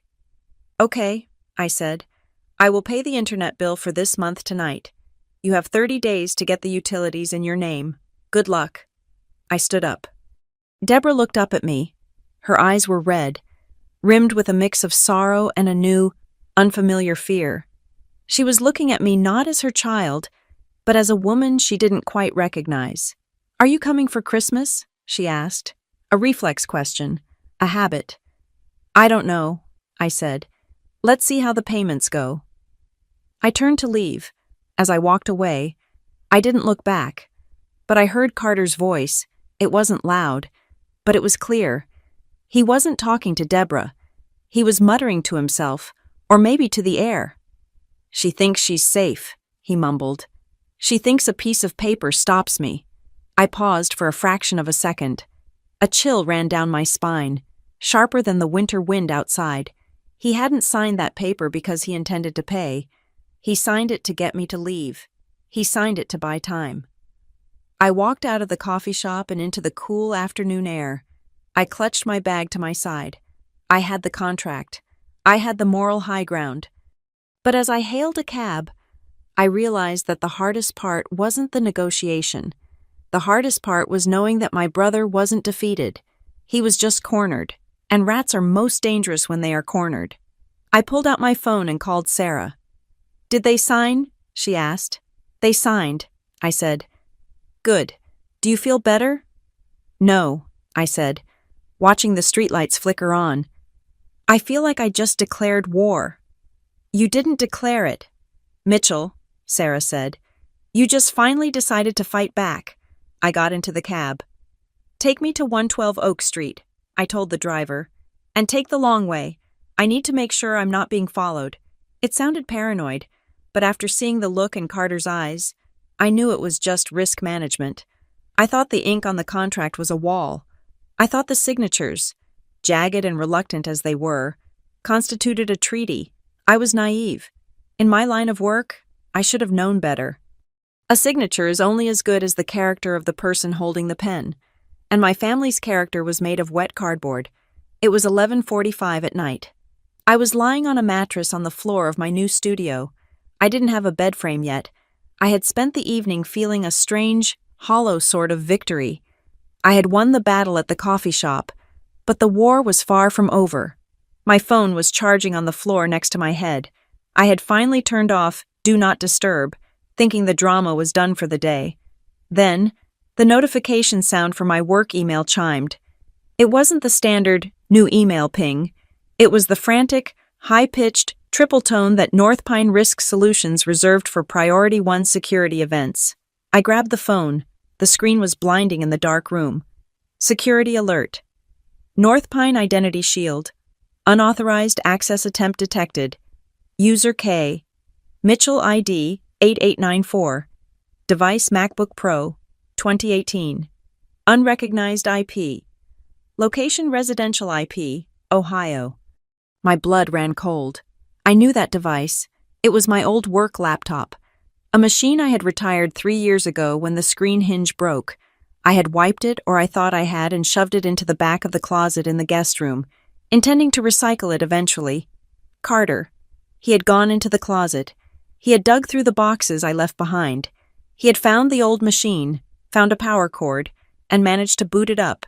And now, he was trying to log in. I sat up, my heart hammering against my ribs like a trapped bird. This wasn't just him looking for a file.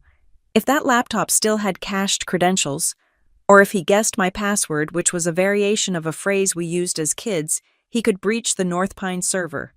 If he touched a single client file, I wouldn't just be fired. I would be blacklisted from the industry. I could face federal charges for negligence. He was playing with a loaded gun, and he had it pointed right at my career. I didn't call Deborah. I didn't call Carter. I called the one number that could save me. North Pine Security Operations. This is Miller, a voice answered on the first ring.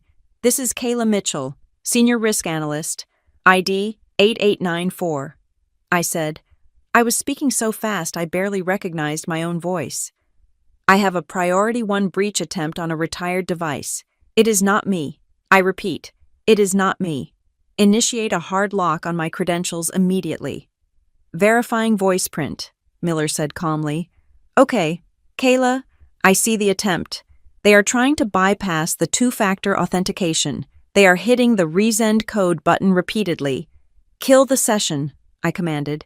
Revoke all tokens. Lock the account. Do not let them in. Executing, Miller said. I heard the furious clatter of a keyboard. Okay, account locked. Device flagged as hostile. We are tracing the IP. It looks like a residential address in the suburbs. It is a theft, I said, my voice shaking with rage. The device was stolen from my previous residence. Please log it as a theft, so I am not held liable for the attempt. Logged, Miller said. You're safe, Kayla.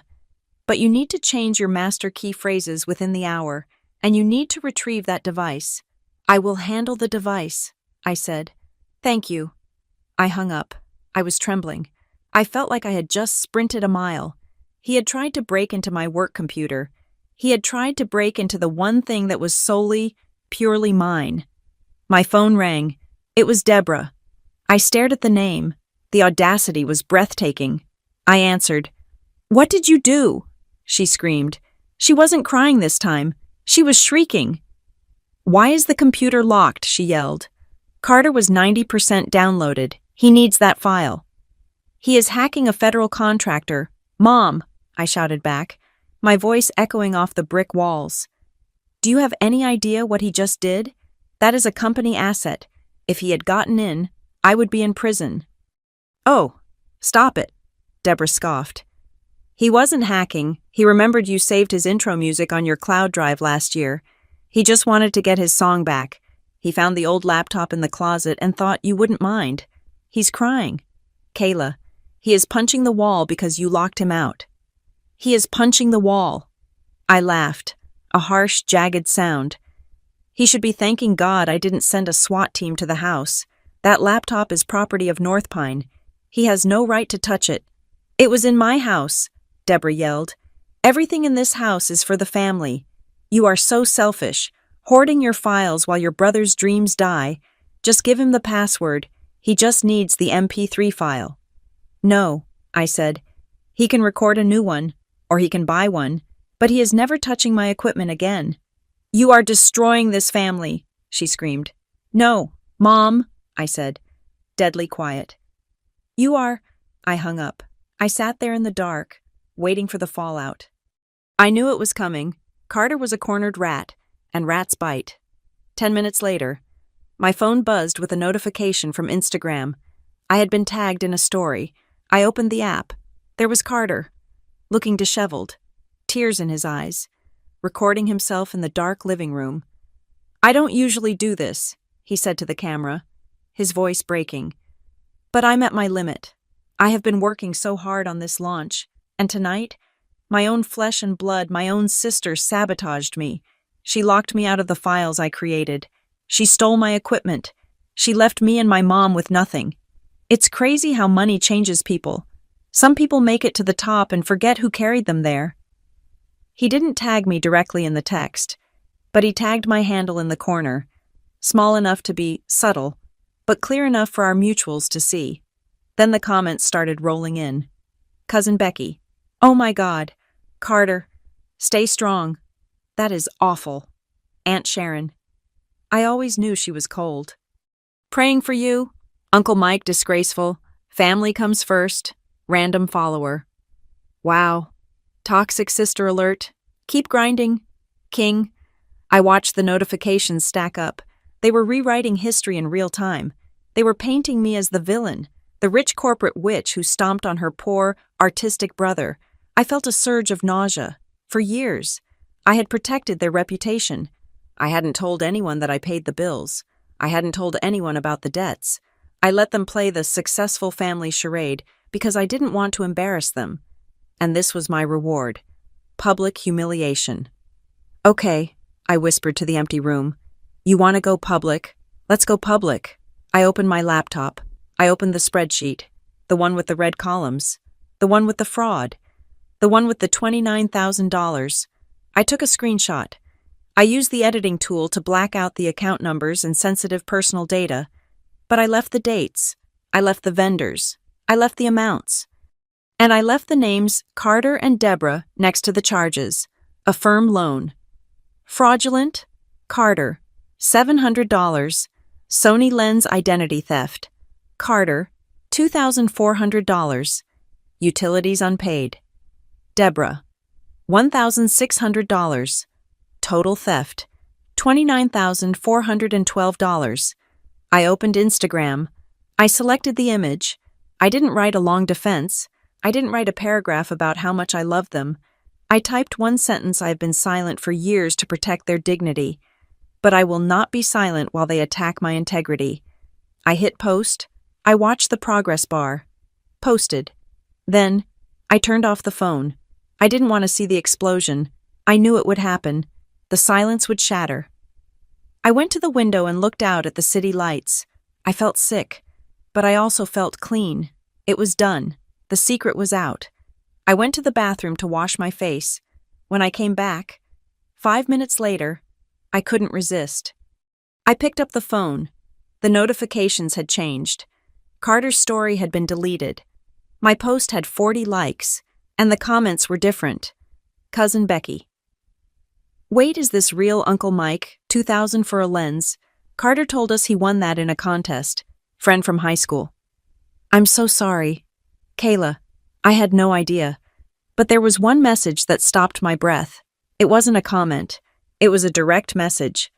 It was from my great-aunt Linda, Deborah's older sister. We hadn't spoken in years. She lived in Arizona and was largely estranged from the family. I had always been told she was difficult and greedy. I opened the message. "Linda, I saw your post. You are brave. Kayla, braver than I was." 3 little dots appeared. She was typing. "Linda, your mother did the exact same thing to me in 1995. She used my name to buy a car when her credit was shot. She told everyone I gave it to her as a gift. When I tried to get the money back, she turned the whole family against me. Said I was jealous of her happiness. I paid that debt for 5 years until I was dry. I haven't spoken to her since. I stared at the screen. The text blurred as my eyes filled with tears. It wasn't just me. I wasn't the first victim. I was just the latest host. This wasn't a mistake. This wasn't Carter being creative. This was a systemic, generational pathology. Deborah had learned it, perfected it, and taught it to Carter. They were parasites who believed they were entitled to the blood they drank. If I hadn't left, if I hadn't posted that spreadsheet, I would have been Linda. I would have been the bitter aunt in Arizona, paying off a ghost car for a sister who hated me. A cold, hard resolve settled in my stomach. I had thought about letting the contract slide. I had thought about maybe, just maybe, paying the internet one more month if they begged nicely. But now I knew that mercy was just permission. I looked at the laptop sitting on the floor. I looked at the account-locked email from North Pine. I wasn't just going to leave. I was going to salt the earth. I replied to Aunt Linda. Thank you for telling me. It stops with me. I put the phone down. Tomorrow. I wasn't just going to ignore them. I was going to finalize the separation in a way that no amount of crying or Instagram stories could undo. I was going to file the police report. Not for the money, not for revenge, but because if I didn't, Carter would do this to his girlfriend, or his future wife, or his own children. I lay down on the mattress. The room was dark. But for the first time in my life, I wasn't afraid of the dark. I was afraid of what I would have become if I had stayed in the light of their approval. I closed my eyes. The bridge was burned. Now, I had to make sure they couldn't swim across the river. The knock on my door came at 6:15 in the evening. It wasn't the heavy, authoritative pound of a landlord or a delivery driver. It was a rhythmic, hesitant tapping. Tap, tap, tap. Pause. Tap, tap. I froze. I was sitting on the floor, assembling a cheap particle board desk I had bought that afternoon. My hands were covered in dust, and a screwdriver was clenched in my fist. I hadn't given them my unit number. I had given them the address of the building for the contract, but there were 40 units in this converted warehouse. I walked to the door. I didn't look through the peephole. I knew who it was. The rhythm of the knock was the same rhythm I had heard on my bedroom door for 30 years whenever she wanted a favor. I opened the door. Deborah stood there. She was wearing her church coat, the nice wool one she saved for occasions when she wanted to look respectable. She was holding a large, insulated cooler bag. Her hair was perfectly coiffed, but her eyes were darting around the hallway, scanning the peeling paint and the exposed pipes with a look of undisguised horror. "Kayla," she breathed out. She looked at me like I was a refugee she had found in a war zone. "Oh, my poor baby." She stepped forward, assuming she would be let in. I didn't move. I stood in the doorway, blocking the view of my sanctuary. "How did you find the unit number?" I asked. "I called the management company," she said, brushing past the question as if it were a minor detail. "I told them I was your mother and I had a medical emergency delivery for you. They were very sweet." She had social engineered my landlord. Of course she had. "I brought food," she said, lifting the bag. "I made the pot roast. I know it's your favorite, and I brought some of those cookies Carter likes, that you like." She caught herself. The slip was tiny, but it was there. She had made Carter's favorite cookies and brought me the leftovers. I looked at the bag. My stomach rumbled. I hadn't eaten a real meal in 2 days. The smell of slow-cooked beef and rosemary was wafting out of the zipper, triggering a primal response. It smelled like safety. It smelled like home. "Come in," I said. It was a mistake. I knew it was a mistake the moment the words left my mouth. But she was my mother, and she was standing in a cold hallway with a pot roast. She walked in. She surveyed the studio. It was sparse. Just the mattress on the floor, the half-assembled desk, and a few boxes. The industrial windows looked out onto a brick wall. "Oh, Kayla," she whispered, clutching the bag to her chest. "You can't live like this. It's so cold. It looks like a prison cell." "It's mine," I said, "and it's quiet." "But it's not a home," she said. She set the bag down on my unfinished desk. She started unpacking Tupperware containers with a frantic energy. Look, I know we had a disagreement. I know things got heated at the coffee shop. But this is extreme. You running away like a teenager. It's not you. She opened the container. The steam rose up. She grabbed a plastic fork she had brought and held it out to me. Eat, she commanded gently. You look pale. I took the fork. I took a bite. It was delicious. It tasted exactly like every Sunday night of my childhood. I missed you, she said softly, watching me eat. The house is so quiet without you. I woke up this morning and I went to knock on your door to ask if you wanted tea, and you weren't there. It broke my heart. Kayla, I felt the wall around my heart begin to crack. Just a hairline fracture. This was the mother I wanted, the one who cared if I was pale, the one who brought food, the one who missed me. I miss the house too. Sometimes, I admitted. It was the truth. I missed the idea of the house. Then come back, she said. She stepped closer, placing a hand on my arm. Her grip was warm. Just for a little while, just until you find a better place than this warehouse. You can have your room back. I'll make Carter move his things out of the hallway. We can reset. I signed a lease. Mom, I said. I can't just leave. We can break a lease, she said quickly. We can say it's a family emergency. You need to be home. Kayla, especially right now. Her eyes shifted. She looked at my laptop, which was sitting closed on the floor. Why right now? I asked. Well, she said, her voice trying to remain casual, but I felt her pulse quicken through her hand on my arm. With all this mess, the accounts, the internet, the bank calls, it's just so much easier if you are there to handle the paperwork. You know how I get with the passwords. And Carter, he needs you to sign off on that security thing so he can get his file back. If you're at the house, you can just log in and fix it. The crack in my heart sealed shut instantly. It sealed with a snap that was almost audible. She didn't miss me. She missed the IT department. She didn't miss her daughter. She missed the fix-it girl who made the scary red lights on the modem turn green. She wanted me back in the house because proximity made exploitation efficient. I put the fork down. The pot roast suddenly tasted like ash. That's why you're here, I said. You want me to unlock the laptop? Deborah recoiled, her hand dropping from my arm. No, I mean, yes, that needs to happen. But I am here because I love you. You love me because I am useful, I said. If I couldn't fix the internet or pay the bills, would you have driven across town with a pot roast? How can you ask that? She cried, her face twisting into that familiar mask of victimhood. I am your mother. Then tell me about the Affirm loan, I said. I watched her face carefully. I wanted to see the truth.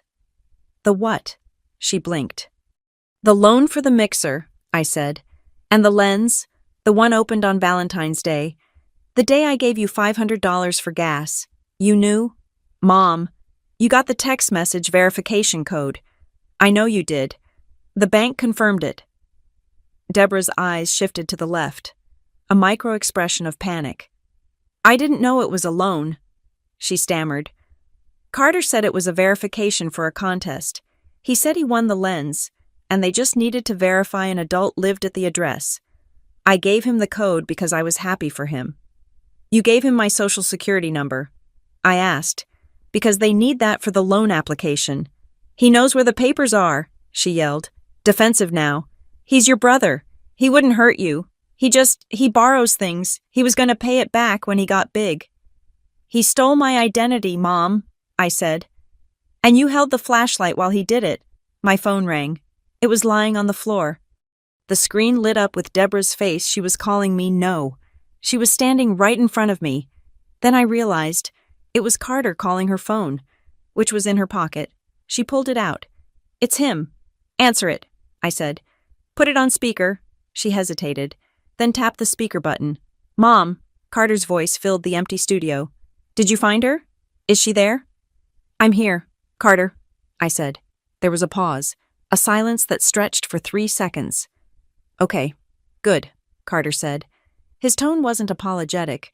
It was the tone of someone negotiating a hostage release. Look, Kayla, I saw the post. You made your point. You embarrassed me in front of the whole internet. Are you happy? I am not happy, I said. I am accurate. Whatever, Carter snapped. Here is the deal. I will pay the $200 a month. I will sign your stupid contract. But you have to unlock the North Pine account first. And you have to turn the internet back on at the house tonight. I have a makeup stream scheduled for 8 o'clock. If I miss this one, I'm done. So, fix it, and I'll pay. You want me to fix it before you start paying? I asked. Yeah, Carter said. As a show of good faith. You destroyed my reputation. You owe me a restart. I looked at Deborah. She was nodding along, as if this was a reasonable compromise, as if asking the victim to pay reparations to the thief was standard family policy. He's willing to pay. Kayla, Deborah whispered. He's trying. I looked at the two of them, one present in flesh, one present in voice. They were a two-headed monster of entitlement. They didn't want a sister. They didn't want a daughter. They wanted a resource. They wanted the creature who lived in the computer and spat out money. No, I said. What? Carter asked. No, I repeated. I am not unlocking the account. I am not turning on the internet. And I am not accepting your deal. You have to, Carter shouted. Mom, tell her. Kayla, please, Deborah begged. Don't be stubborn. I walked over to my bag. I pulled out a folder. I had prepared this earlier, after the call with Aunt Linda. It was the nuclear option. I pulled out a document. It wasn't a contract this time. It was a draft of a police report. Identity theft affidavit, Federal Trade Commission Form 14039. I held it up. This is going to be filed tomorrow morning at 9 o'clock. I said. Deborah's eyes went wide. What is that? This is a formal report of identity theft regarding the Affirm loan and the Synchrony credit line. I said, once I file this, the police will open a case. They will subpoena the IP addresses. They will subpoena the phone records. And since you, Mom, provided the verification code, you will be named as an accessory to fraud. You would send me to jail, Deborah whispered. She looked like she had been slapped. I don't want to, I said. But you are leaving me no choice. You are trying to drag me back into the hole. I spent 33 years climbing out of that hole, and I am not going back down. You can't do this, Carter yelled from the phone. We are family. Then start acting like it, I screamed. My voice broke. The composure I had held onto for days finally shattered. Family doesn't steal $29,000. Family doesn't gaslight me about a chair. Family doesn't make me live in a laundry room. You don't want me. You want my credit score. The silence that followed was absolute. Deborah stared at me, her mouth agape. She had never heard me raise my voice. Not once. I was the quiet one. I was the steady one. I took a breath. I lowered the paper. Here is the real deal, I said. The final deal? I looked at the phone.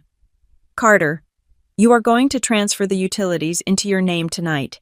You, not Mom, you are going to go online, use your own debit card, and pay the deposit. If you don't have the money, you will sell the mixer. I can't sell the mixer, I need it. Then you don't have internet, I said. That is how the world works. I looked at Deborah. And you? Mom, you are going to leave. You are going to take your pot roast, and you are going to go home, and you are going to explain to your son that if I see one more unauthorized login attempt, or if I receive one more bill that isn't mine, I am walking this paper into the precinct, and I will call Aunt Linda to testify as a character witness about your history of financial abuse. Deborah flinched at Linda's name. That was the arrow that hit the mark. She knew I knew. You spoke to Linda, she whispered. We had a long talk, I said. She sends her regards. Deborah looked at the floor. The fight drained out of her. She looked old, defeated, and incredibly small. You are destroying us, she said. Her voice was flat. You are tearing this family apart over money. I am not destroying the family, I said. I am saving the rest of myself. There is a difference. Fine, Deborah said. She grabbed the cooler bag. She didn't offer to leave the food. She zipped it up with a sharp, angry motion. If you want to be alone, be alone. But don't come crying to us when you realize that money doesn't hug you back. Money doesn't stab me in the back either, I said. She turned and walked out. She didn't slam the door. She left it open. A final act of disrespect. I walked over and closed it. I locked the deadbolt. I locked the chain. I slid down against the door until I hit the floor. My hands were shaking. I felt nauseous. I looked at the unfinished desk. I looked at the empty room. I had won. They were gone. I had drawn the line in the sand, and I had defended it. But it didn't feel like a victory. It felt like an amputation. I had cut off a limb to save the body, but the phantom pain was already setting in. I sat there for an hour, just breathing. Then, my phone buzzed. I thought it was an apology. I thought maybe, just maybe, the shock had worked. I picked it up. It was an automated email from the United States Postal Service. Change of address confirmation request. We received a request to forward mail from Kayla Mitchell, 112 Oak Street, Unit 4B, to Kayla Mitchell, 42 Maple Drive. Request initiated at 5:30 p.m. I stared at the screen. 5:30? That was 45 minutes before Deborah knocked on my door. She hadn't just come to bring food. She had stopped at the post office or gone online before coming here. She had tried to forward my mail back to her house. She wanted to intercept my bank statements. She wanted to intercept the new credit cards. She wanted to capture my correspondence so I would be forced to come back to the house to get my own mail. She had tried to put a leash on me before she even walked through the door to say she missed me. The nausea vanished. The tears stopped. The phantom pain disappeared. I felt a cold, crystalline clarity. They weren't just messy, they were malicious. They were actively, strategically trying to trap me. I opened the email. I clicked the button that said, I did not authorize this request. Request canceled. Fraud alert. Added to address. I stood up. I walked over to the desk. I picked up the screwdriver. I finished assembling the leg. I wasn't sad anymore. You can't grieve for people who are trying to hunt you. You can only survive them, and I was going to survive. The meeting did not take place at the kitchen table. The kitchen table was where they had trained me to be compliant. It was where I had eaten guilt for breakfast and obligation for dinner. I was done with that table. Instead, I booked the small conference room at the Community Financial Mediation Center on 3rd Street. It was a neutral ground. Beige walls, a circular table that prevented anyone from taking the head seat, and a ticking clock that reminded everyone that time was billable. I arrived 20 minutes early. I set up my station with the precision of a surgeon preparing for an operation. To my left, the evidence file, the screenshots of the text codes, the Affirm loan documents, the history of the unauthorized credit card attempts, and the email from the post office regarding the mail forwarding fraud. To my right, the solution file, the transfer of liability forms, the utility changeover documents, and the separation agreement. In the center, I placed a single, black pen. At 10 o'clock, the door opened.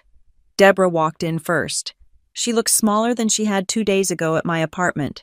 She wasn't wearing her church coat. She was wearing a gray sweatshirt and jeans. She looked tired, stripped of the pretense that she was the matriarch in control. She didn't look at me. She looked at the floor. Carter followed her. He was vibrating with a restless, angry energy.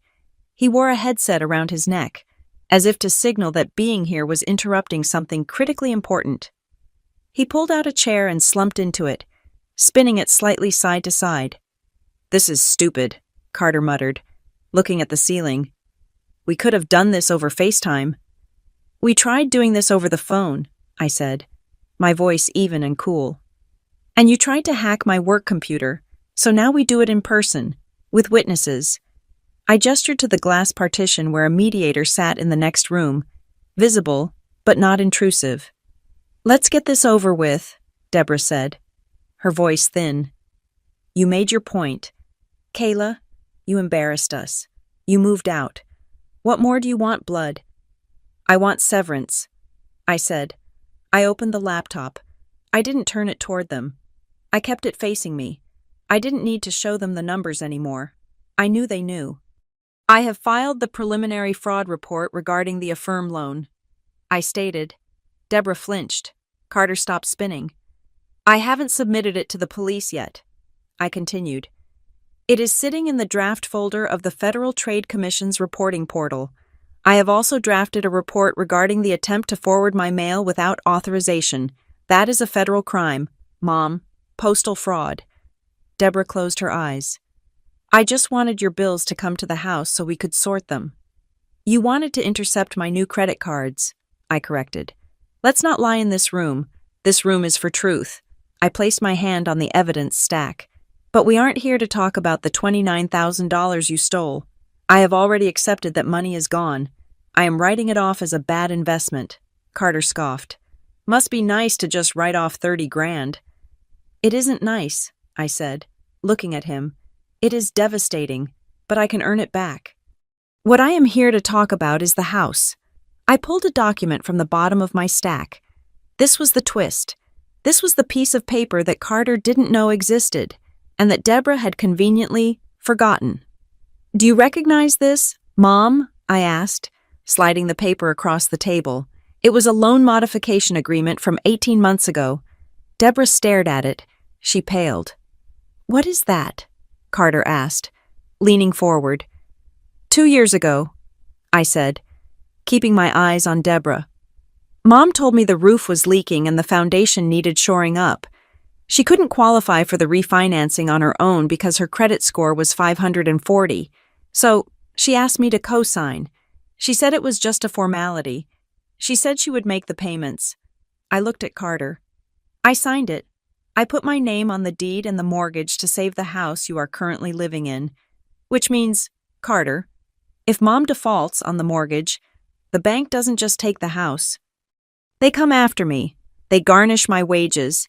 They destroy my security clearance. Carter looked at Deborah. He looked genuinely shocked. You put her on the deed. I thought you said the house was ours.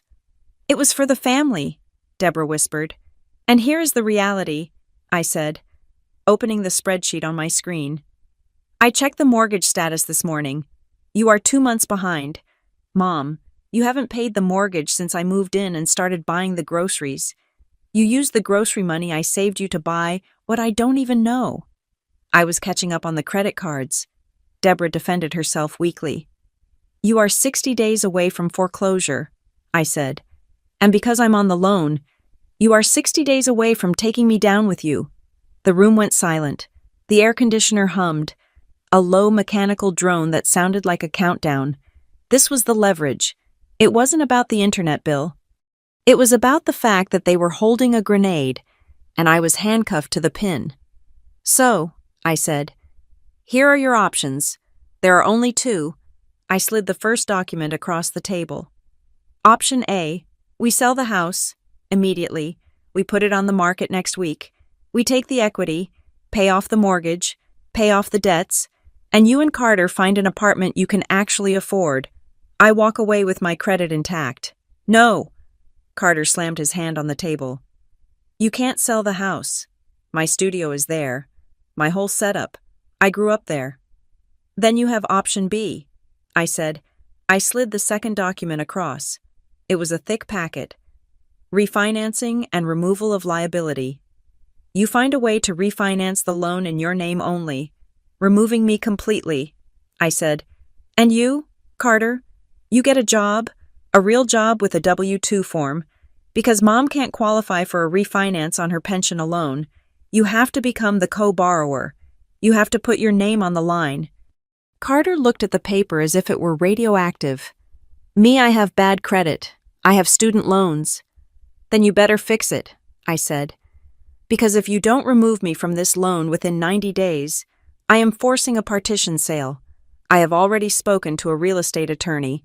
As a co-owner, I have the right to force the sale of the property to protect my financial interest. I will sue for partition, and the judge will order the house sold at auction. Deborah looked up. Her face was gray. She realized, finally, that I wasn't bluffing. She realized that the quiet, helpful Kayla had died in that basement laundry room. You would put your mother on the street, she asked, her voice trembling. I am giving you 90 days to save yourself, I said. That is more than you gave me when you shoved my desk into the wall. I am giving you a choice. Stand up or sell out. I leaned back in my chair. If you choose option B, I will pay the mortgage arrears $4,000 today. That is my parting gift. That brings the loan current. After that, I never pay another cent. You take over the internet, the electric, the water, and the mortgage, and you spend the next 3 months finding a lender who will take me off the title. Carter, Deborah said, turning to him. Her voice was urgent. Carter, look at me. Carter was staring at the table, his jaw working. You have to get a job, Deborah said. We can't lose the house. But my stream, Carter began. Forget the stream, Deborah snapped. It was the first time I had ever heard her raise her voice at him. Do you hear her? She is going to sell the house. You have to work. Carter, you have to help me. Carter looked at me.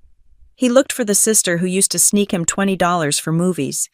He looked for the sister who fixed his typos. She wasn't there. You're a monster, he whispered. I am a mirror, I said.